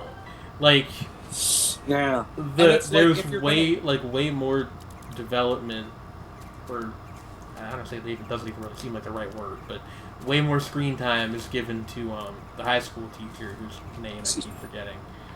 But and her thing is that at the start of the show, she has like unresolved romantic feelings for a dead kid that she knew as a child, which is also like a lot, and something that you could definitely do something with. Like it would be, the thing was that from what I felt, and like I said, like, I think, like, I felt that he didn't get across as well, disliked about it, so it's kind of, and I think, like, talking, it was like, the thing is, what he said was like, so there was nothing inherent, and like and he agreed with me, it was like, there's nothing inherently wrong writing a story about people with massive baggage, or having a romantic story just kind of, just kind of putter out. But it has, like, the problem of nobody gets straight with anyone. Nothing works. Like, it's just, like, there are so many fucking problems with the way it handles things that could be really good. And then it just ends in the shittiest way possible. And I'm like, I'm still kind of curious about it because of that. Like, but at the same time, the more you say it, it's like a morbid curiosity.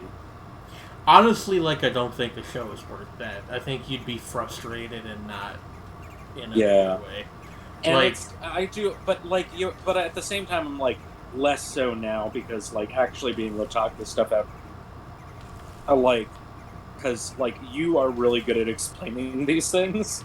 Yeah. I mean, like the thing with the high school teacher is like there's this whole thing about like she has this unresolved lingering romantic feelings for a person who is not alive anymore, which like, and that's deeply, that's a huge thing, and that she clearly like that's clearly like something she needs to not get over, but like deal with in some fashion. Needs to confront. Yeah, like confront. And like because that's and she doesn't really, like, it just kind of, because the fact is that is at, and I think thematically it would be interesting is like to confront the fact that despite the fact that she is so much more superficially mature than the main character, she's dealing with something that she isn't confronting,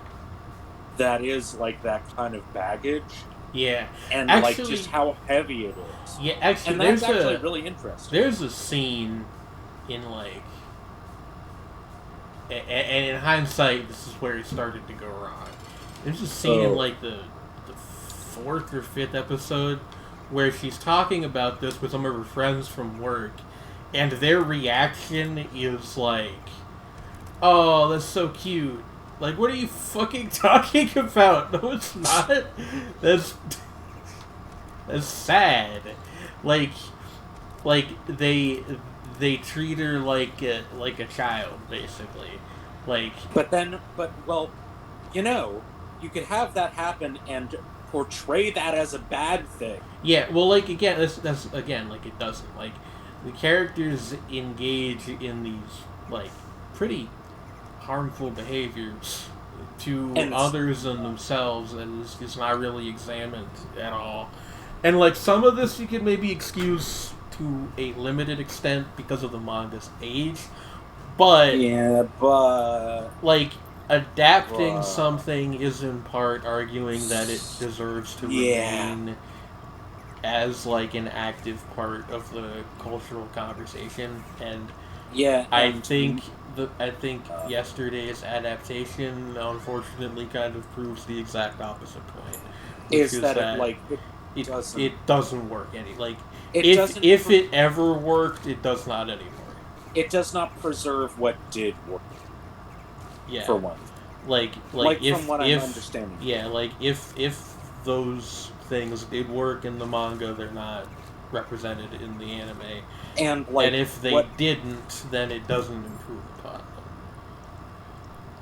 Like there is something missing in this equation here, whether it needed to be added or something needed to be slightly changed. Just looked at from a different perspective. Yeah, that seems like it's I'm genuinely really bummed that they do so little with Haru, because she's like such an interesting character. Yeah, and yeah, I know, right? She gets like no screen time, and most of it is like, "Wah, I'm sad that Rikuo doesn't like me," which like I get it, but it's just not very interesting from. And it is like that is a very like teenagery thing to feel like. I mean, if you're gonna like, but at the same time, if you don't flesh that out more, yeah, there's so many questions about this character. Like, why did she drop out of high school? How the fuck did she get a pet crow? That's not really a thing. Yeah. Like what, and just like anything to latch on to would have been great. Because it feels like there's. I wonder if there were elements that maybe weren't adapted that were relevant. Possibly. I mean, like, the manga ran for quite a while, I think, so... Yeah, because it's like a short adaptation of a fairly long manga.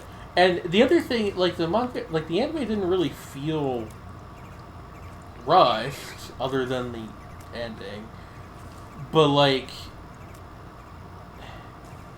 Like, I don't know, like... There's all these, like, weird little... Well, not all of these, but there's a couple, like, weird little, like, plot cul-de-sacs that it briefly goes down and then never revisits. Like, Rikuo has, like, an ex named Chika who shows up in one episode.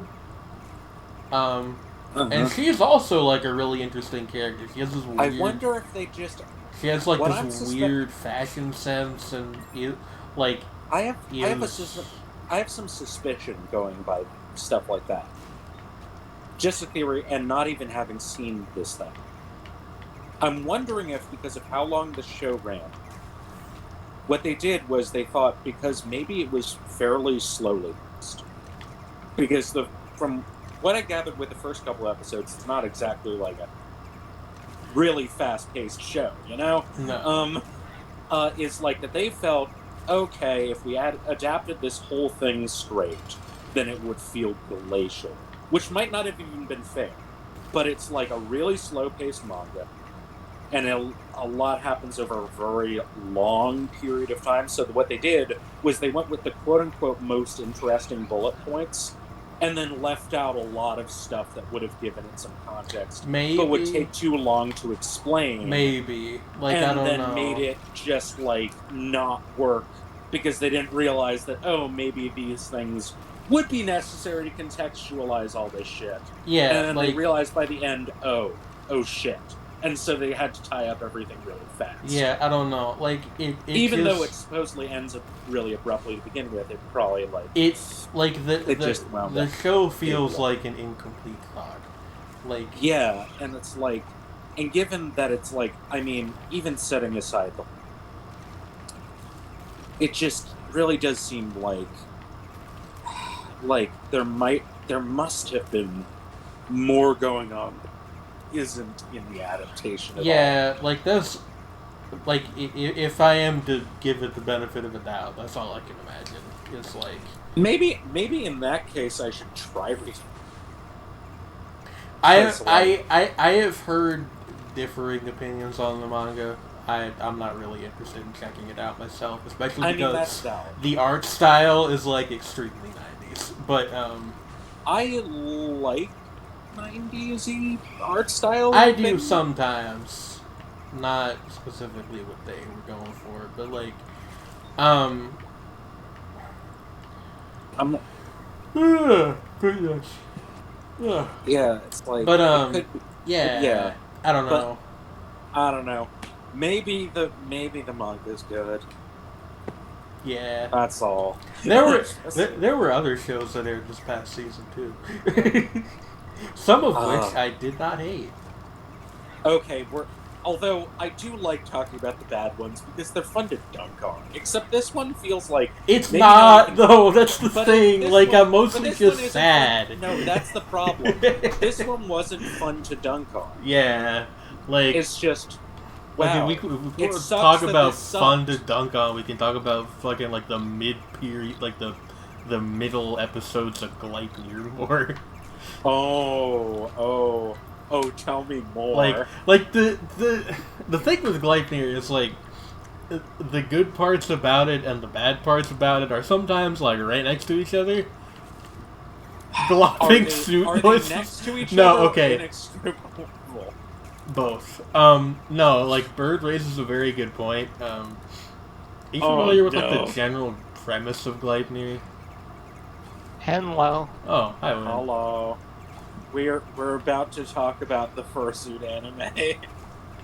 Oh no. Before you start that, let me just mention that there is a turtle that named Jonathan that turned 188 yesterday. Oh shit. That's so good. Happy 188th to Jonathan. Yeah. Turtle or tortoise? Actually, it might be a tortoise, but yeah, if it's a Galapagos tortoise or one of those other like island tortoises, yeah, they live obscenely long. Yeah. Like that probably is though the oldest ever. Like there might have been older at some point. Nobody's like written down.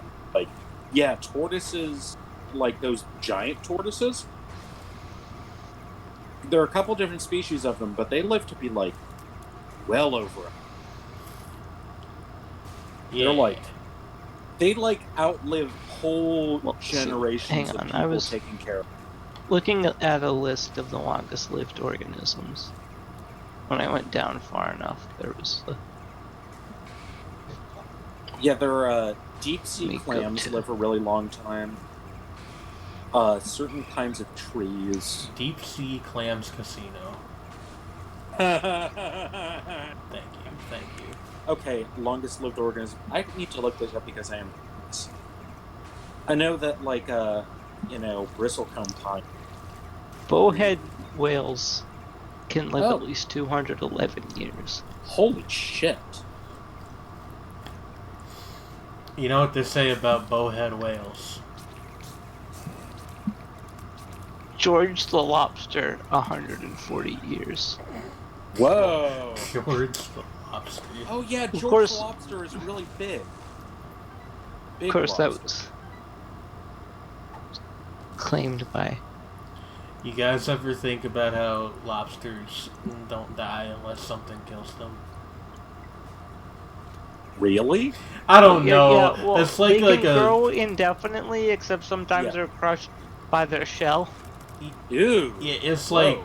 I don't know if it's actually true, but Or it's their like a exoskeleton. stereotypical like stoner fact. Like you ever think about your hands? The gooey duck, Wait, no, which is a there type was of clam that lives in Puget Sound, there can was live a over 160 years.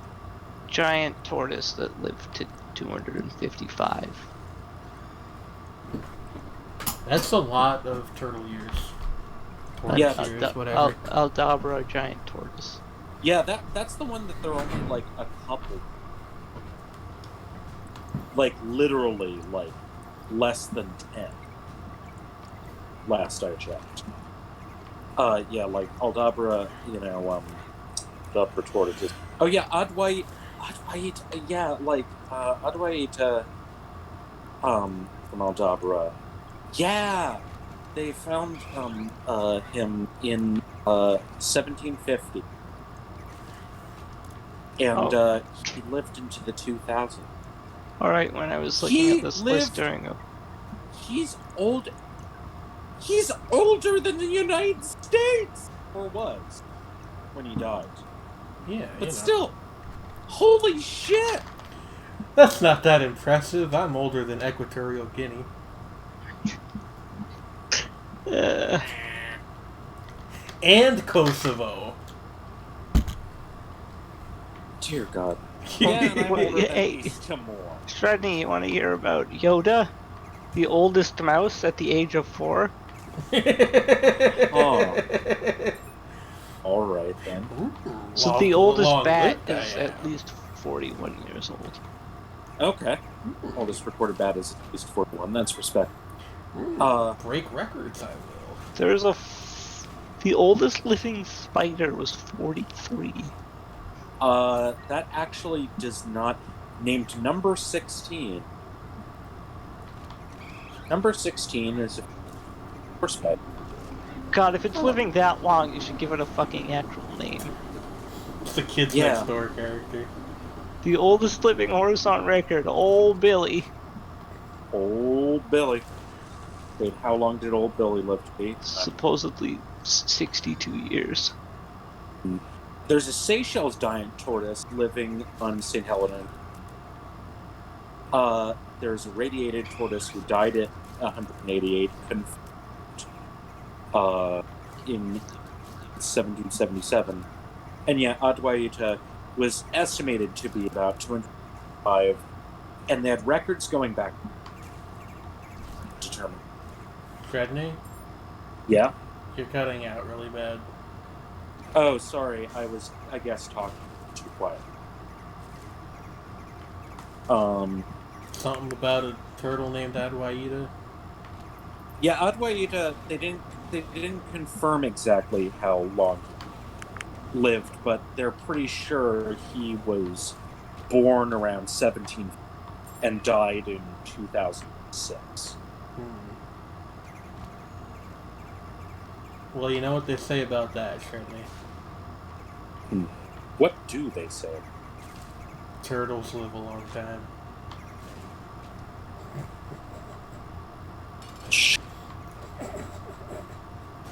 Sure. And South Sudan, it's true. Thanks for that, bird.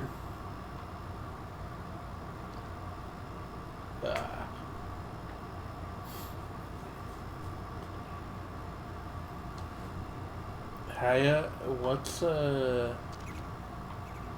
after that, you know?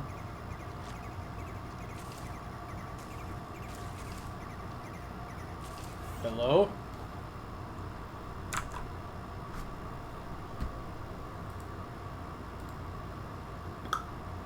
Hello? Hi. I turned off auto sensitivity, and then it just did not pick up my voice. I don't know if that was just you, because I'm not hearing Win anymore either. Yeah, what happened? Where's Win? Win? I'm Hello? not sure. It's possible something came up. Oh. I But thought yeah, I thought Discord was acting up. Was my assumption. yeah, that's weird. Yeah, I was fidgeting with Discord there. Yeah, turtles but live a long time. but yeah, like all I was just saying is that this giant tortoise from Aldabra was born in 1750 and died in 2006, which is ridiculous. But they don't have exact reference on when he actually, like they have an estimate. But yeah, like literally, he lived long enough to see India go from a bunch of different states to being occupied by the British Empire to becoming an independent country. Yeah. And then several independent countries. And managed to live into the 2000s. Yep. That is amazing. Rise and fall of the Soviet Union. Yeah, not just the rise and fall of the establishment of the United States, the rise and fall of the Soviet Union, actually the end of the establishment of Germany, the end of the Russian monarchy, the end of actually every monarchy in Europe with a few exceptions. Well, I don't know. There's still a couple. There's still like. That's what I'm saying. With a few exceptions. There's still that like are constitutional monarchies. There's more than people think, though. Like I feel like not that many people know that like Belgium is a monarchy still. I mean, but Belgium hasn't been a monarchy in any meaningful sense. Well, yeah, no. Since, there's like, very few places on Earth that are still like monarchies in practice, but like Saudi Arabia. Yeah, there's like in Europe though, there's quite a few constitutional monarchies. There are like there's Belgium, the Netherlands, Spain, but like they don't Denmark, even Norway, Sweden, the United Kingdom. But in terms of places where they actually like, I think that even use them for tourism purposes, there's like Swedism. Swedism. No, there's Sweden, the United Kingdom, and Spain are the ones that actually trot out their monarchs ever. And then technically, I guess the Netherlands, like, sort of. Bunny told me earlier today that they call King William Alexander the Beer King. I guess because he drinks a lot. I mean, it's like, it was after... I assume. I mean... I think that he's involved in breweries and stuff. Maybe. That might also be true. Probably. Like, I've seen pictures of the guy, and this doesn't leave about the borders of the United States when I say this. Guy kind of looks like a school teacher or something. Yeah. Like, one of the very weird... What? Willem Alexander. Yeah, sorry. Yes? What? No, I was just saying Willem Alexander because I was reading his name aloud. Yeah. Yeah. He like one of the weird things about fucking monarchies still existing technically is you get to see actual like contemporary photographs of people wearing silly royal clothes. Yeah. Although at the same time, it's really wild. Is he's wearing like a relatively normal suit, like a tux, right? He's got like a sash on under the jacket. Okay. He's got the medals and things. All right. It's like sort of like a mayor, and then he has a fucking cape on with fur lining and red velvet embroidered with lion. Yeah, And it's like, it doesn't, and it's like just almost like an afterthought. He has a fucking cape on. Yeah, And that's real weird. It's pretty normal to wear a cape, shouldn't No, I mean, it's like, but I think that's like why can't, like, for the ceremony, they just, like, go all out with the costume? Like, don't ever be in, like, fucking tux. I have a theory, like... all out. Because, I mean, like, they do that in some places. My theory is just, like, That shit's not comfortable, so most people don't like wearing it. Yeah, it's a little too... Well, for one thing, it would be a little too warm. Yeah. Like, that cape has got to be... The reason why they wore capes like that is because it was cold. Yeah. And also because it's very extravagant. But part of the extravagance is it's very warm. I'd wear a shoulder cape if I could afford one. I mean, yeah, but like typically they're less they're less bright red, and yes, a lot is the word. The words are a lot. Or allet, as it's sometimes spelled. No, the Allot is a magical beast. We all know that. Do not fucking bring that shit up with me. I hate that comic. I'm sorry. It's fine, you didn't know, but I have a history with that comic. Why? Why does it keep bringing up a fucking... That's not what I'm trying to do. You have a history with that comic. My English teacher in high school... Oh, no. Had it annoying on her... English teacher. Yeah. Annoying English teachers ruin anything. And, like... I like literature and stuff. But if I didn't, it would be why. Oh, hello? That's so unfortunate. Hello? There was the electricity went out for Oh, that's weird. I'm sorry. half a second, enough to reboot the modem. Oh, yeah, that happens. My computer was still up, but... Oh. Yeah, that'll... Well, yeah, that'll kill the internet. Yeah, internet. Yeah, that... But my... It was enough to reset a bunch of stuff. But yeah, that's a shame. Right, it doesn't show up properly. Fucking thing.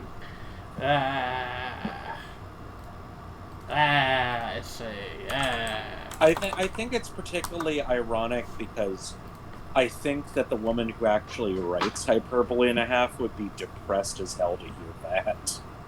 Yeah. Probably. But because because it's meant as like a very gentle sort of joke. Yeah, but the thing with that teacher was she had no sense of humor beyond nitpicking. that was what she thought was funny. Which is not the point of the. It is the joke of the comic is because she admits it's a really silly thing to get mad about. And so instead I turned it into something that makes me laugh. What is happening? Capture specific window, and the one that I need to capture is just not in the... What? Capture... Oh, it's just showing you what with maps? It just says Google Maps. One of the things. No, it's Maps.e. I'm confused. Yeah, what the hell is Maps.exe? Is that... It's nothing. Apparently not. Cool. Well, this is a problem. Move.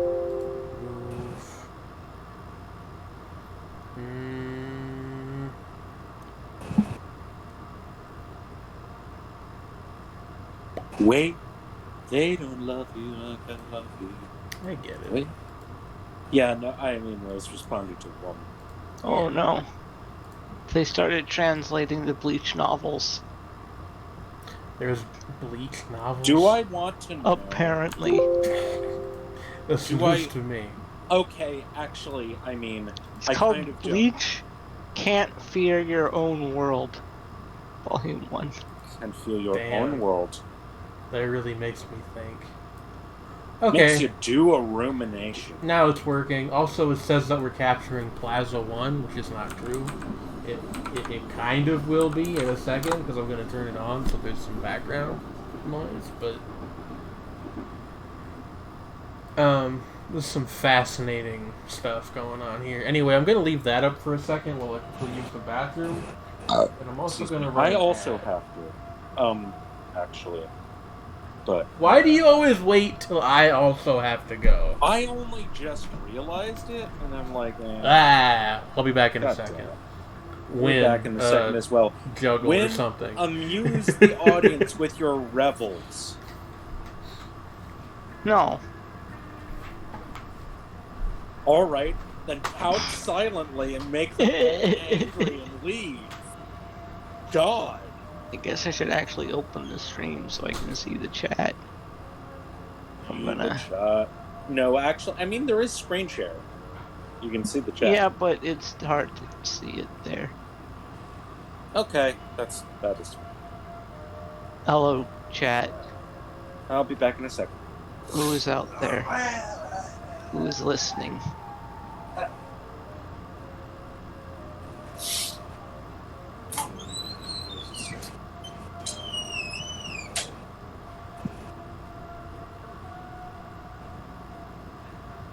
Kettle potato chips. Yum.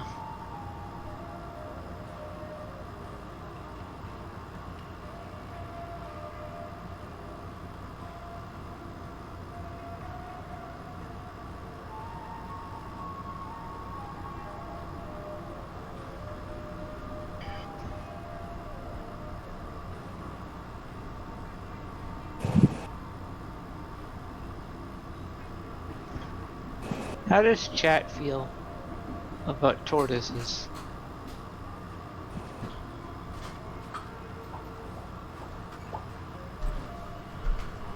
Alright.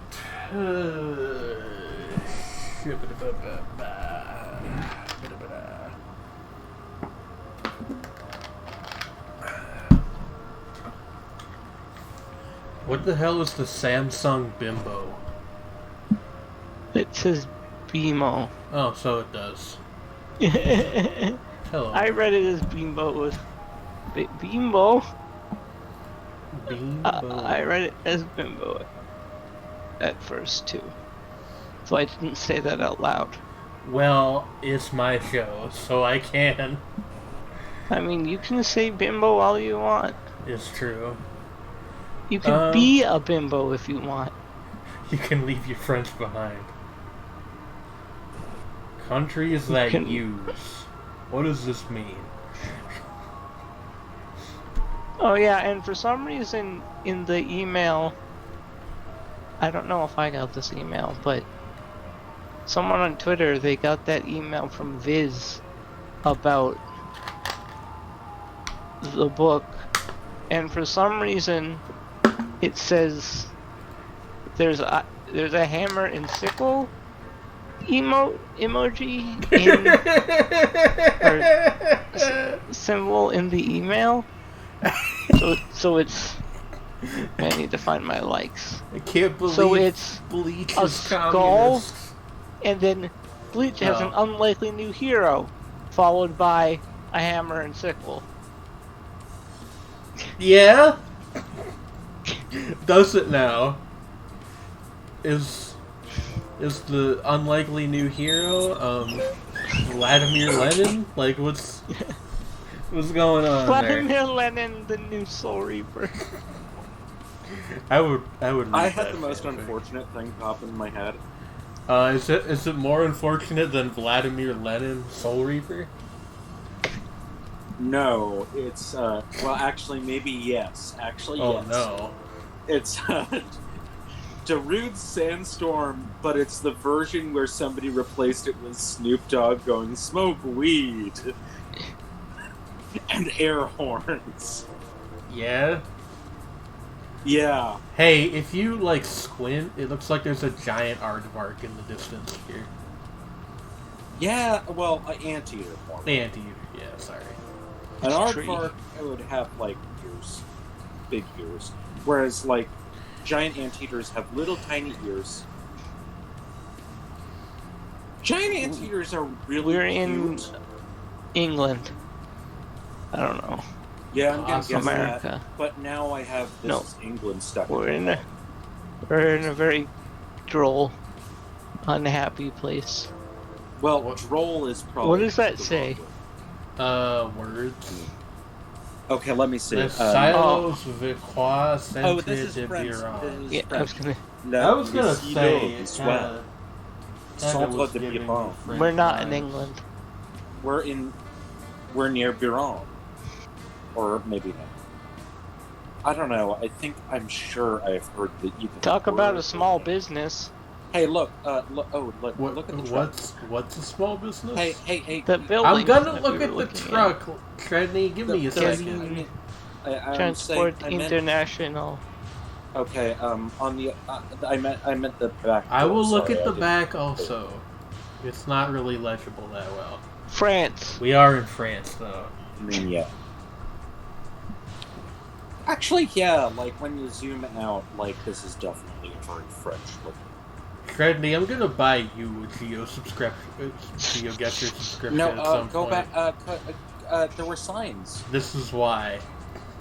They're just just saying, street names, Trendy. You're not gonna give us any useful No, I information. mean it actually looked like they were town names. I don't even know where those were. Just a little further back. Yeah, like right. Where'd they go? Right there. Where? Yeah. Oh, Like, here they are, see, here they are. yeah, right there. Are these town names? Yeah, they are. Do you know where any of these places are? Oh, I actually have a really good guess. Yeah? I'm pretty sure it would be either Provence or Limousin, which are in the south. Because Alright. those names are, I am pretty sure, Occitan. Drop us in Toulouse. Yeah, okay. Holy shit, we We're were over here got near Biron. 4,700 points. Well, bam. Don't say babam. Jeez. No, like, I didn't expect to actually be as right as I was. All right. Here's a that's question Occitan. for you. Here's That's a not question French, for that's you. Occitan. I'm pretty sure it was Occitan, but whatever. Here's a What? question for you, Miss Linguist. Where are we?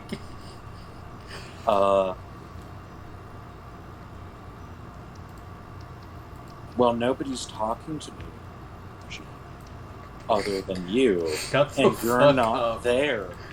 You don't know that. Ma'am, I'm going to have to ask you to step the fuck back. You can't tell me to step anywhere. This is my show. Y'all good? No. No, we're never good, Win. Spent the first half of this fucking live stream talking about NGE, and now we're all sad. and oh god, you haven't even Oh, gotten fuck, to the I sad missed- part of NGE. I missed NGE conversation. Oh, yeah, that's true. Honestly, it was more like, Oh, wait, what the fuck does that say? Oh, fuck if I know. I didn't even realize that those were words at first. In fact, I'm still kind of not totally zoomed sure in on they it. are. Like It's go not back. legible. No, I Trendy. mean it is legible. it's just not though. it's barely legible. I have to Like if you were squint. like there, like right in front of it, maybe. No, I What can about read this? some of the words, but oh no, that's barely. No, that's like I couldn't at all. I think it's in Spanish though. That's all. I mean, I honestly, I was thinking South America anyway. So I like. Yeah, South I'm pretty sure it didn't have any like of the Hey, accent do you marks guys that are remember- typical of Portuguese. do you guys remember So that Spanish, probably. that one person on Twitter who was like me when I talked to my crush and accidentally posted a picture of South America? Yeah. That was funny. Oh, that was good. South America. That is actually a look. Becoming so flustered you post a picture of South America instead of what you originally intended actually demonstrates that point even better than the actual image put. You guys ever get so flustered by your crush that you just start explaining South American geography? So like Suriname, right? What's up with that place? They speak Dutch. Did you know there are Dutch speakers in South America? A lot of them. Shredney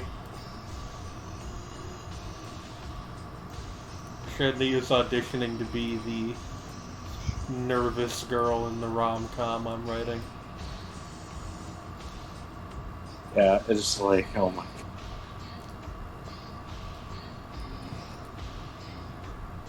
You know they call it Bolivia because it's named after a dude? It's named after Simon Bolivar, and it was part of Gran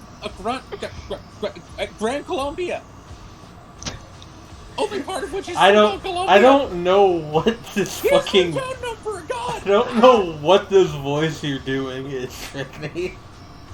Extremely flustered 15-year-old. I don't know. That was like... Losing her shit. Do it more? I don't know. I'm gonna have to... subtly I'm gonna have to subtly disagree with you, But... Oh, do you want to hear more of this? Shredney, please stop. I can't. I'm gonna go now. Ah! Jumps out a window. Something. Senpai. Is pink. Senpai. Ah! Flies out of the window, like just crawls like a ninja down the side of the school. This requires stealth, said L as he leapt through the window screaming.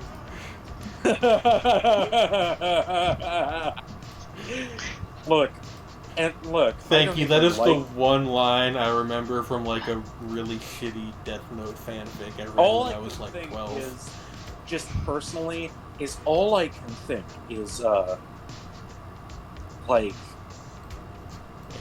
personally, with hearing that line is I don't even like Death Note, and all I can what think the is, fuck? What the fuck? I was just like, I don't know, Peru, and apparently, Did you ever actually Southern Peru. Okay, Southern Peru is very desert. Did you ever actually talk about Lightyear? No. Yes. I didn't really. Well, not in detail, but like. Yeah. There was in chat the line, glopping suit noises. Yeah. Oh no! I don't know. Like, how much? Thinking about that line. How much do you Sword Art know? Online? Like, Shredney, no. Oh God, Shredney, no. How much do you Thank even God. know about like the premise of Lightyear, Shredney? I know that. I know about the getting inside him. Yeah. Okay. So. And she's getting her revenge. Like. She's gonna get that revenge. A point the show makes for some reason. All's fault. Is to make very loud squishing sounds whenever she gets into or out of Shuichi. So. Oh my. Oh my. Yeah, it's an artistic decision that was made. Wow. There's also like a weirdly really good, but also like sometimes just completely inappropriate soundtrack. Like there's because this is the sort of show that Gleipnir is. There's a scene in the first episode where Claire is like changing, and what plays while she is doing that is this like bizarre like krautrock track. Like, oh my. Like just somebody beating the ever-loving shit out of a drum set while this like weird distorted guitar plays overdrive. Did you, on the topic of krautrock and soundtracks, did you know that there's actually a like a really well-known martial arts film whose name is escaping me, that from back in the 70s, whose soundtrack entirely consists of German krautrock bands. I mean, that doesn't shock me too much. Like, Okay, so is that why it's called krautrock? yeah. Okay. Yeah, I mean, although at the same time, apparently, actually, the term kraut, strangely enough, because it means, like, cabbage, was used as, at the time, as slang for weed. Yeah. Oh, that's amusing. So, like, in Germany, in a few zines, they did use the term. Strangely enough, may have actually used the term krautrock a few times before the Brits started using it in a slightly different way to refer just sort of jokingly to acid rock. See, it is funny because I'm the kind of person that when I hear kraut, like I know what it means, but my brain immediately goes to like allies in World War II using it Yeah. derisively. Or, like, well, I mean, I generally think, like, sauerkraut Hold goes up. with Bratwurst. I thought we were in Germany. I think we might actually be in Denmark. Really? No, Switzerland. Okay. Oh, Switzerland. I'll say we're up here near Zurich. Swiss. Yeah, okay. Okay. We were in Interlaken. I wonder what that means. Fucking Well, technically we're in Switzerland. Berning, but it's near Quick Interlaken. Google search for Kung Fu Krautrock movie turned up Master of the Flying Guillotine. Yes! That one. Yes. Wait, what? Master of the... Master of the Flying Guillotine. Oh yeah, Flying. Yeah, that Yeah. movie. There's a Wu-Tang Clan song named after that movie. Yup. Son. I actually knew that. I don't know why. No, the Flying Guillotine is basically just the hat from that James Bond. Oh, we're in like a northern. Yeah. We're in the northern part of. Well, we're Right. in Meath specifically, which I think I actually Yeah, I what know. it is. It's It's like actually really not County hard to Meth. find. it's fuck, where is it actually? I thought I knew where it It was. says Ireland's ancient east, right there. It's in the eastern part. It's on the eastern coast. That's the western coast. Shut the fuck up. It's like down here. I'm pretty sure it's in the northern part. Is it? Is it up in Northern Ireland? Not in Northern Ireland. The the northern, northern part. part of the Republic. The northern part of the Republic. Okay. Like, yeah, County Meath would be, like, just, yes, Like like, right just, here. fuck it, yeah. I mean, that might be, like, Connacht, but... Oh, wow. we got incredibly close. Yeah, we we were like down the highway from where it actually yeah. was. Like how when you We're clicked it, like- it zoomed out all the way. Yeah, it does that Flag in- sometimes. In Muth, or Luth, rather. In Luth rather than Muth. Well, no, we were. I put us down in Dunleer, and we were over here. no, in that's Cologne. what I'm saying, is we were on the Cologne. line between County Luth and Muth. Yeah, And then we, Hence the sign. flag. yeah. That's the welcome to 'cause that Meath was sign. Yeah. Yeah, exactly. Yeah. That's what I was saying. On the Welcome. road again. Bom, bom, bom, bom. More like welcome to Meath, if you really think about it. Now I'm just thinking of Sunshine on Leaf, which is a fairly well-known song by the Proclaimers. Yep. Yeah. I wonder what Do we those. keep switching sides of the road? It's just because I'm Oh, clicking I see. carelessly. Yeah. Yeah. I wonder what those guys are doing right now. Probably Uh, asleep. It's like pretty late in Ireland. You mean Scotland. But yeah, Scotland. it's pretty late in Ireland too. Yeah. So yeah, I mean, Scott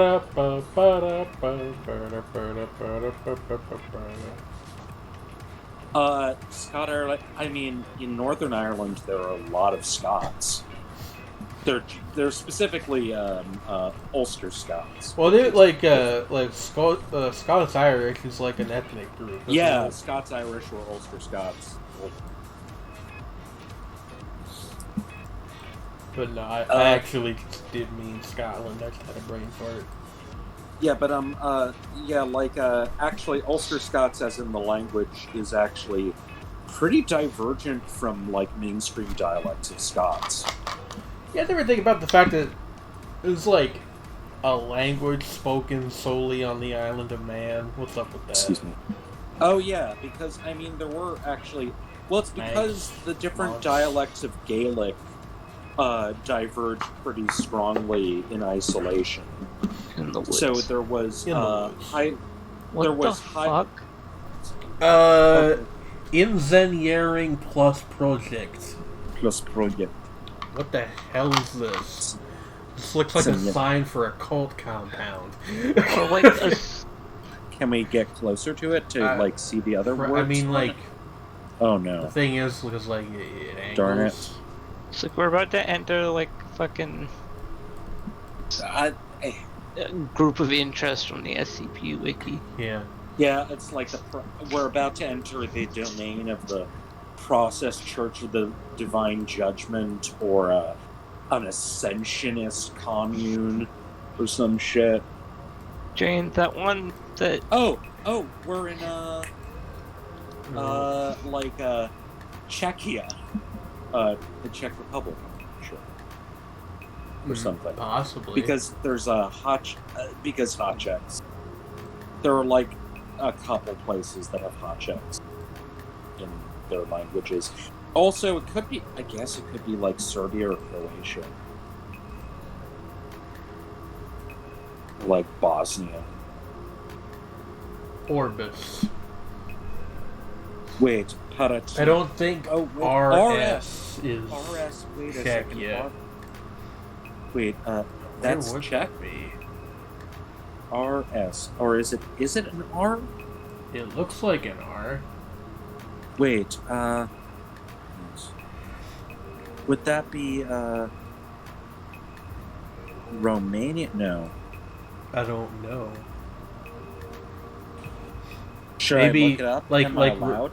like Republic of something, like Republic of Serbia. Yeah. Republic of Serbia. Where are we in Serbia, though? I don't know.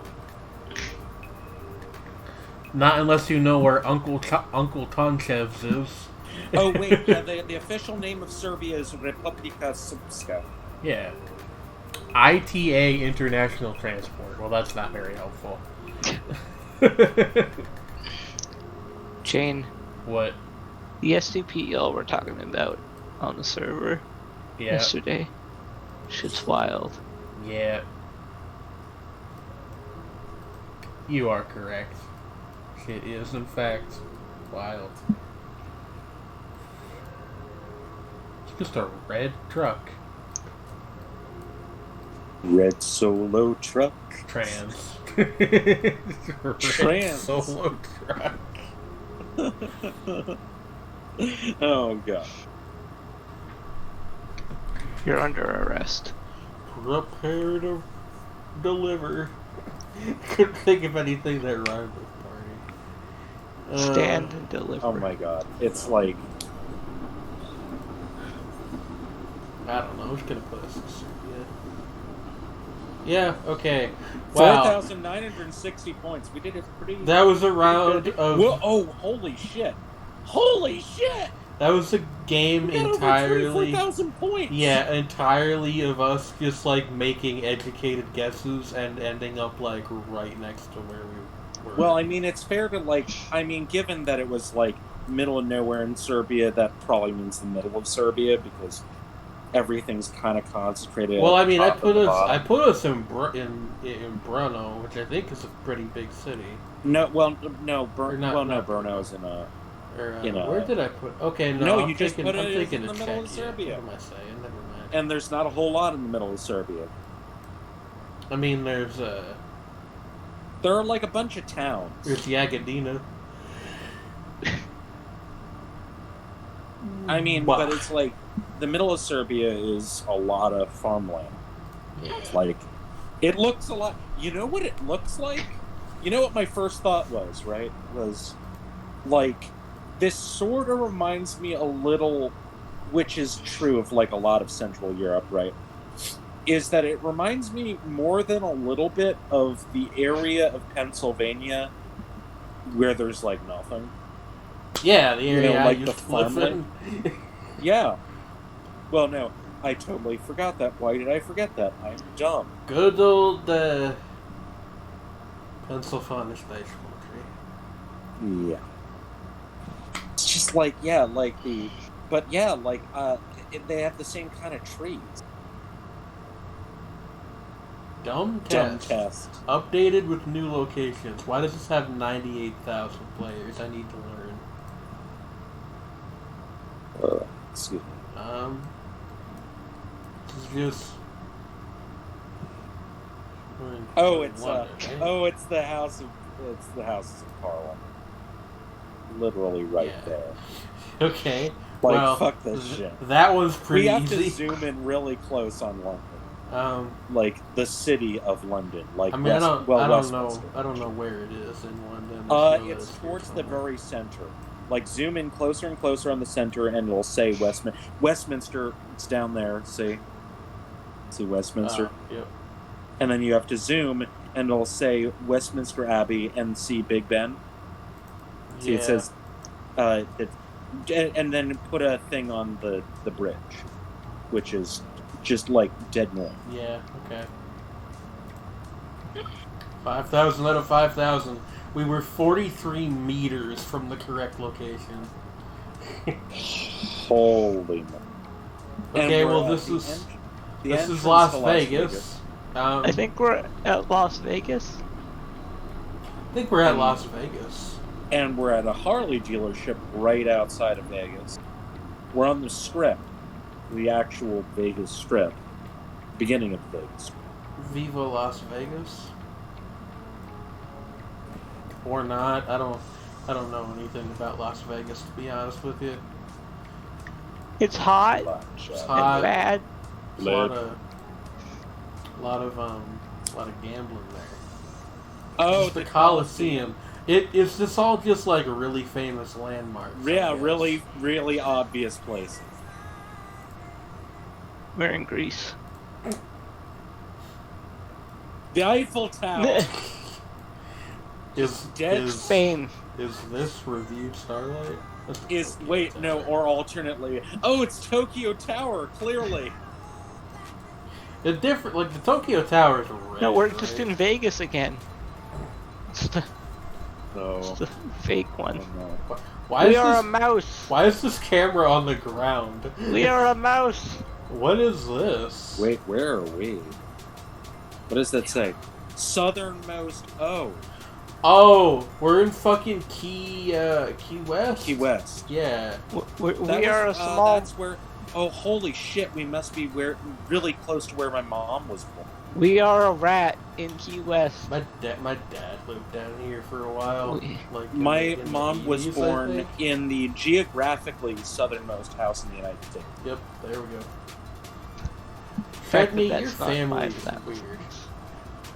Yeah, I mean, it was because she was her father was in the Navy.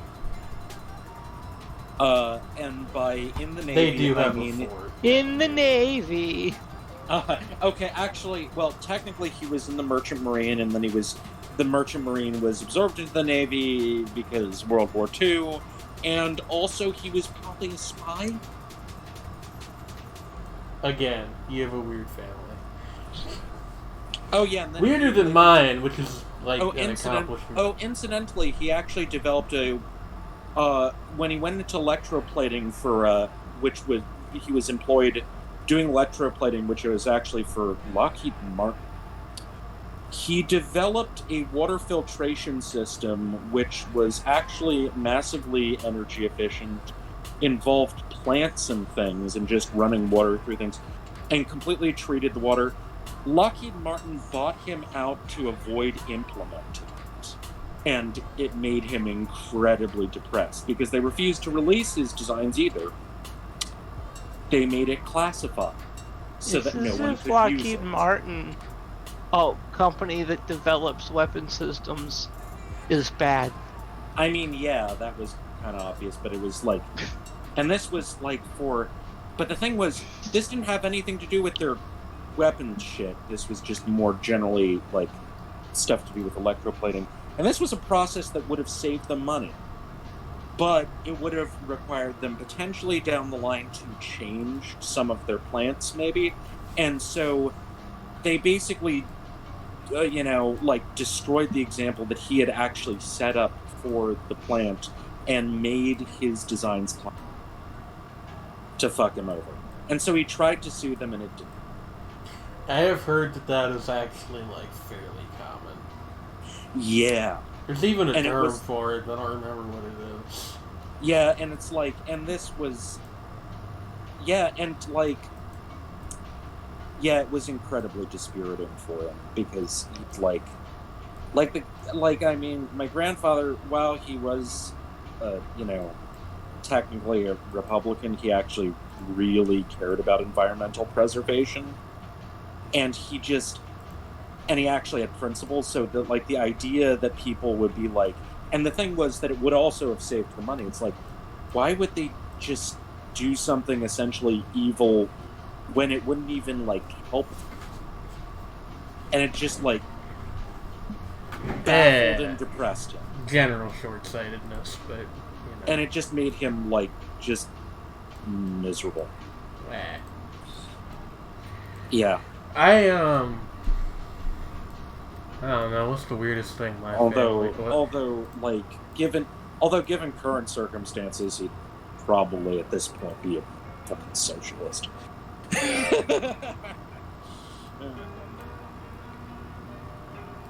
It's a nice place, but I don't know where the hell we are. So yeah, your family. Yeah, I was gonna be like... What's the dumbest thing I've heard about my family doing recently? I think, I don't know. It was like this... I think I've talked about this once or twice on the show before. It's still this, ongoing, dispute over who gets, my great-great-grandfather's painting collection that's now been running for, 30 years. Because the guy has some, he's been dead for, 20 years. Had some, important shit in his, private gallery or whatever the hell. Isn't it also, the two people in that, the two groups in your family that are fighting over it are also the biggest assholes? Yeah, it's, the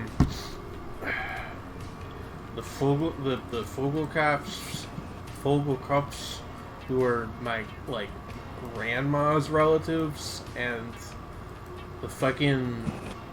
Is it the Fuhrlers, who are, their cousins or something? I don't really know that branch of the family that well. That's extremely true. Yeah. Well, it's the people that Fullerton's named after, if you've ever been down there. Fullerton? Yeah. I might have been, I've...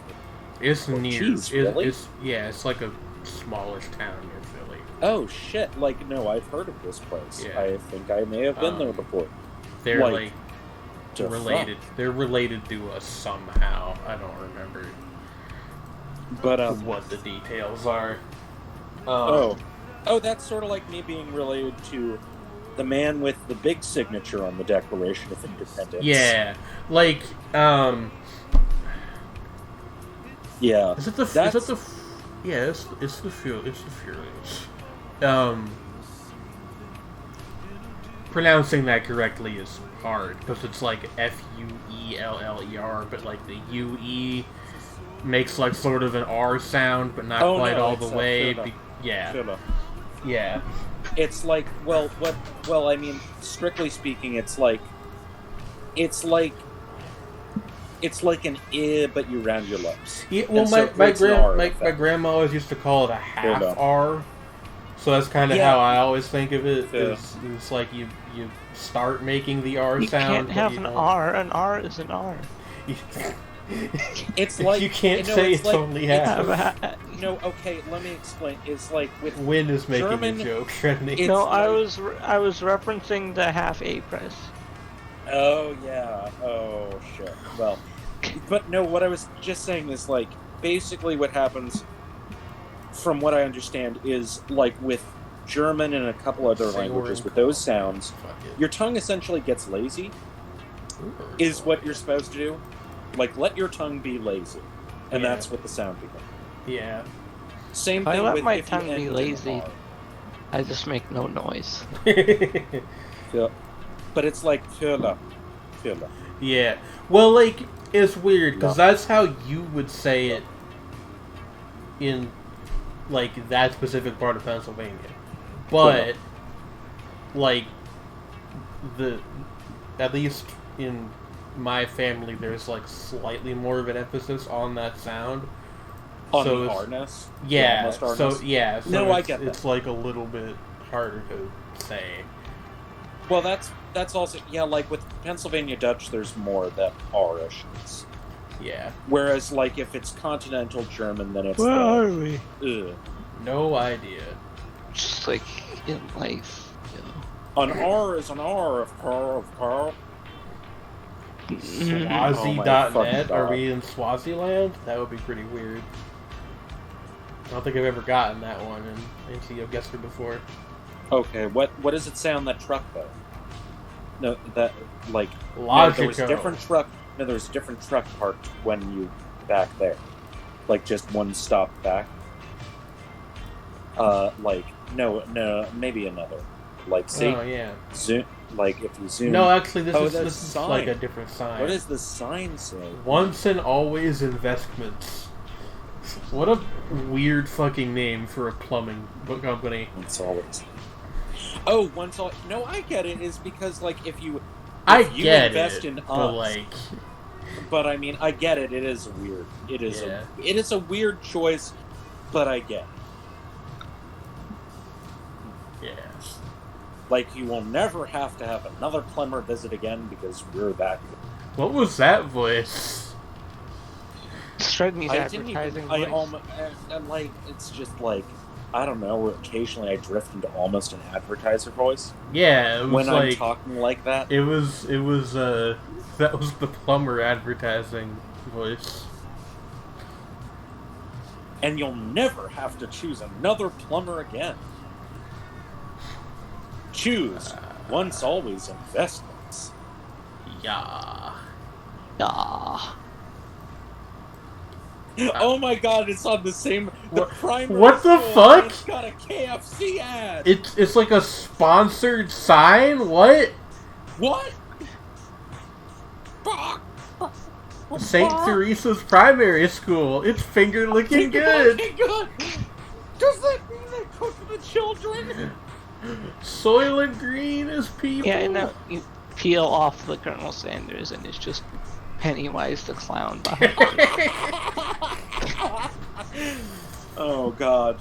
Uh, Donner Party sponsorship. Donner Party sponsorship.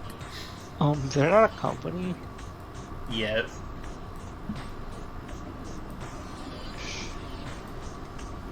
Coca-Cola. Which school is that? Russians and cold meat.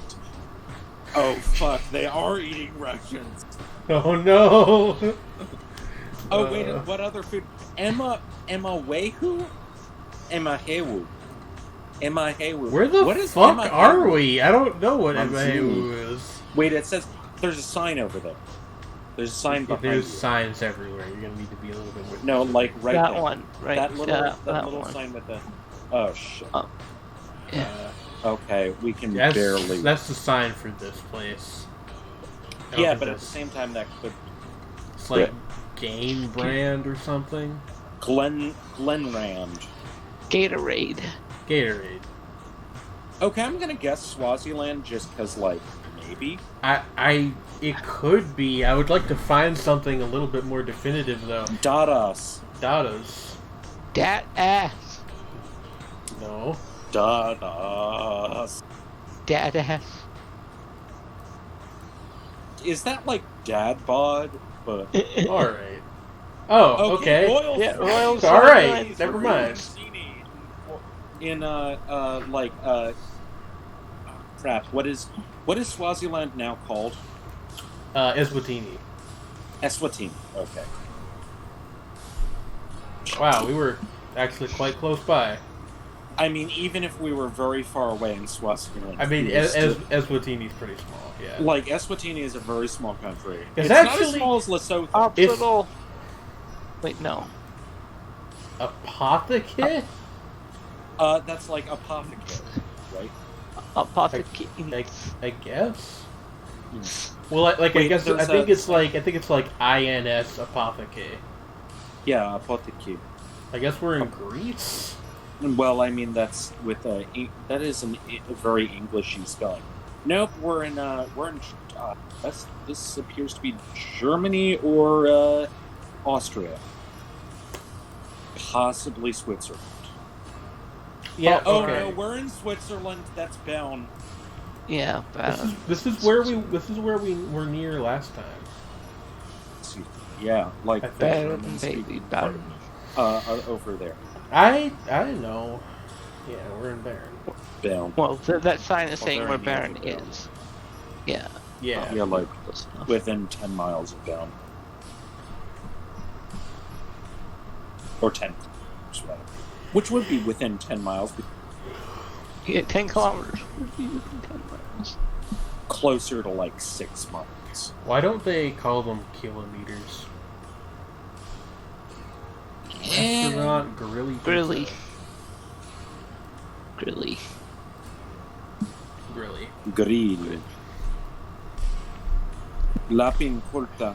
Wait a second. Are we in Finland? Yes. Fuck. Apparently we're in Finland.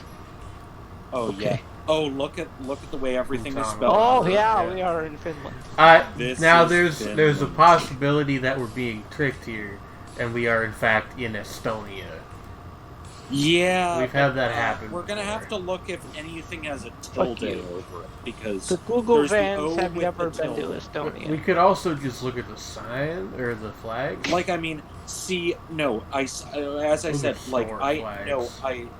yeah, there are store flags, but I was gonna say, yeah, that's actually no. Like, I was thinking the same thing. Was like, you're totally right. It could be Estonia. There is a ability. However, you can tell the difference by whether or not they have the little O's with the tilde thing over it.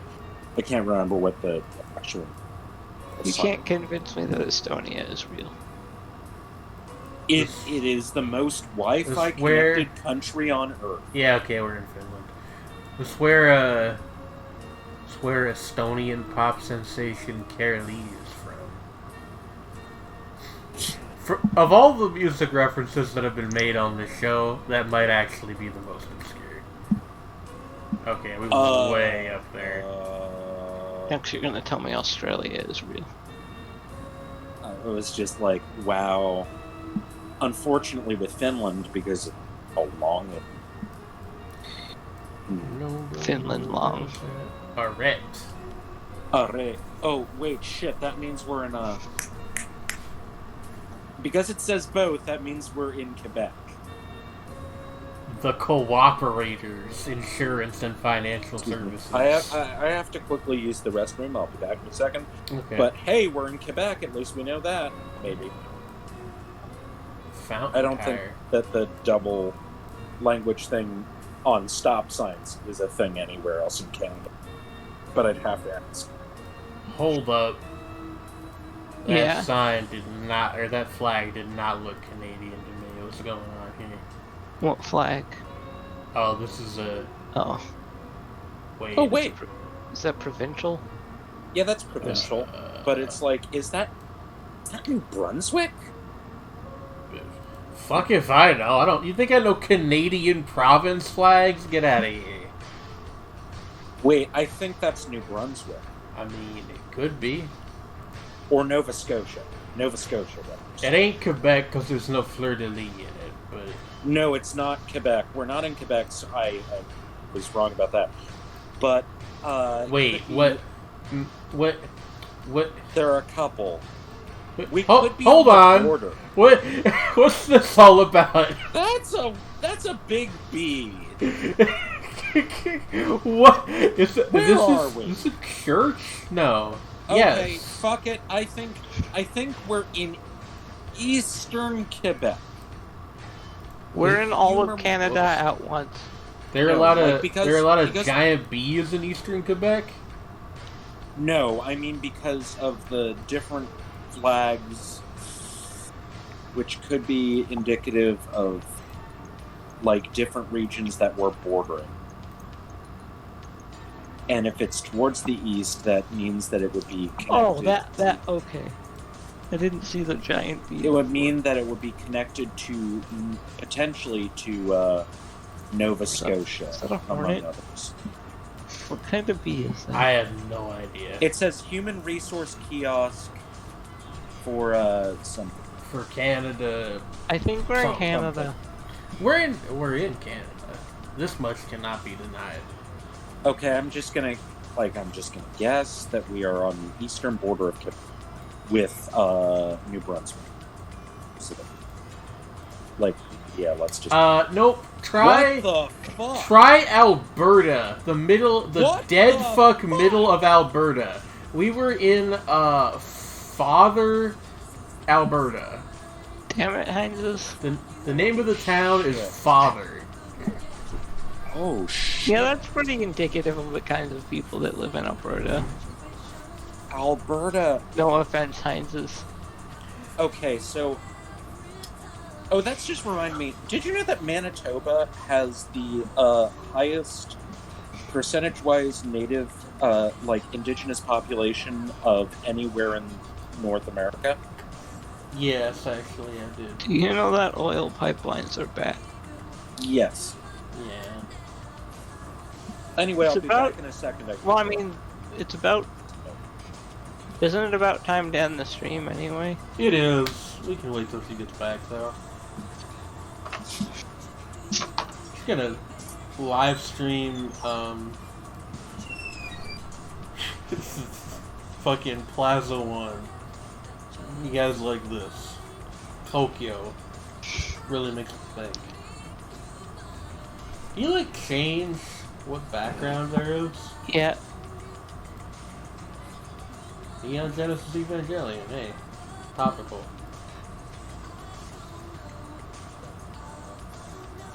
What's this one? I have the Nightwave Plaza app on my phone.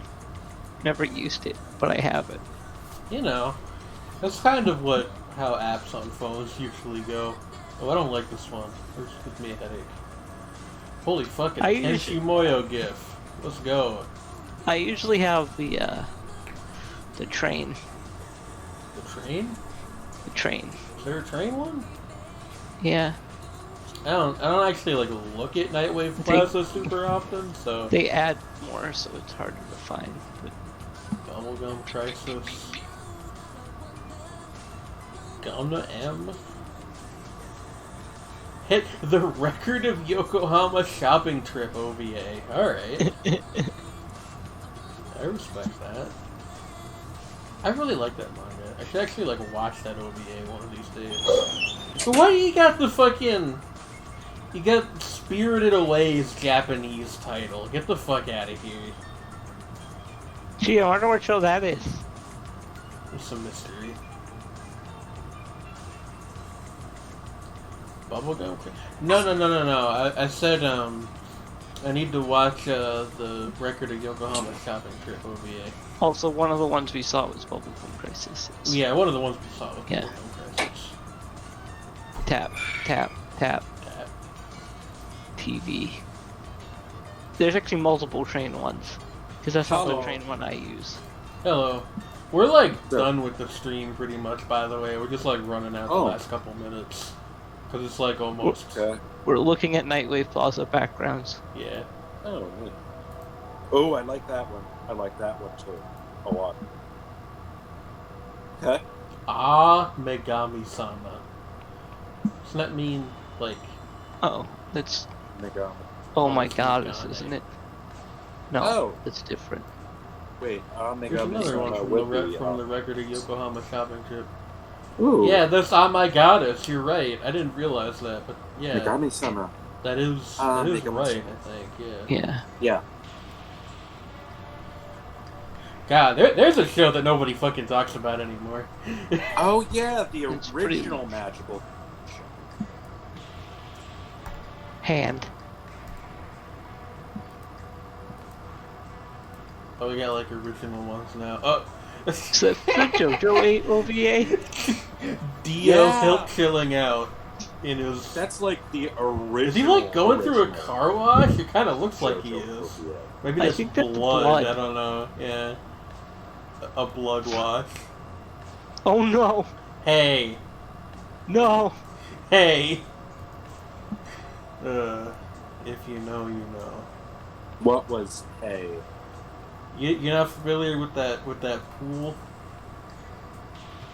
No. Don't worry It was about it. Okay. Could you explain? I get it's the infamous locale. I think it's in Tokyo where like They shoot a bunch of porno. like all Japanese pornography that's set near a pool is shot.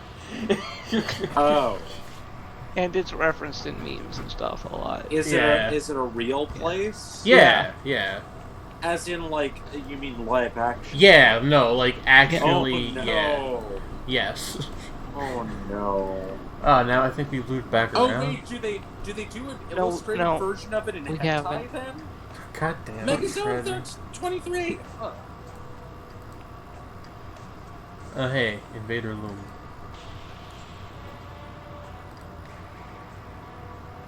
I don't think I've ever heard anyone call it that. Oh hey, it's from. That's its English title, but nobody. You're right that mostly nobody calls it that. Yeah, like. It's like technically it's the title of like the weird like British dubbed version. But Wait, anyway, I can't remember what Urusei Yatsura actually translates. I don't remember either. Hey, I'm gonna look it up. Urusei.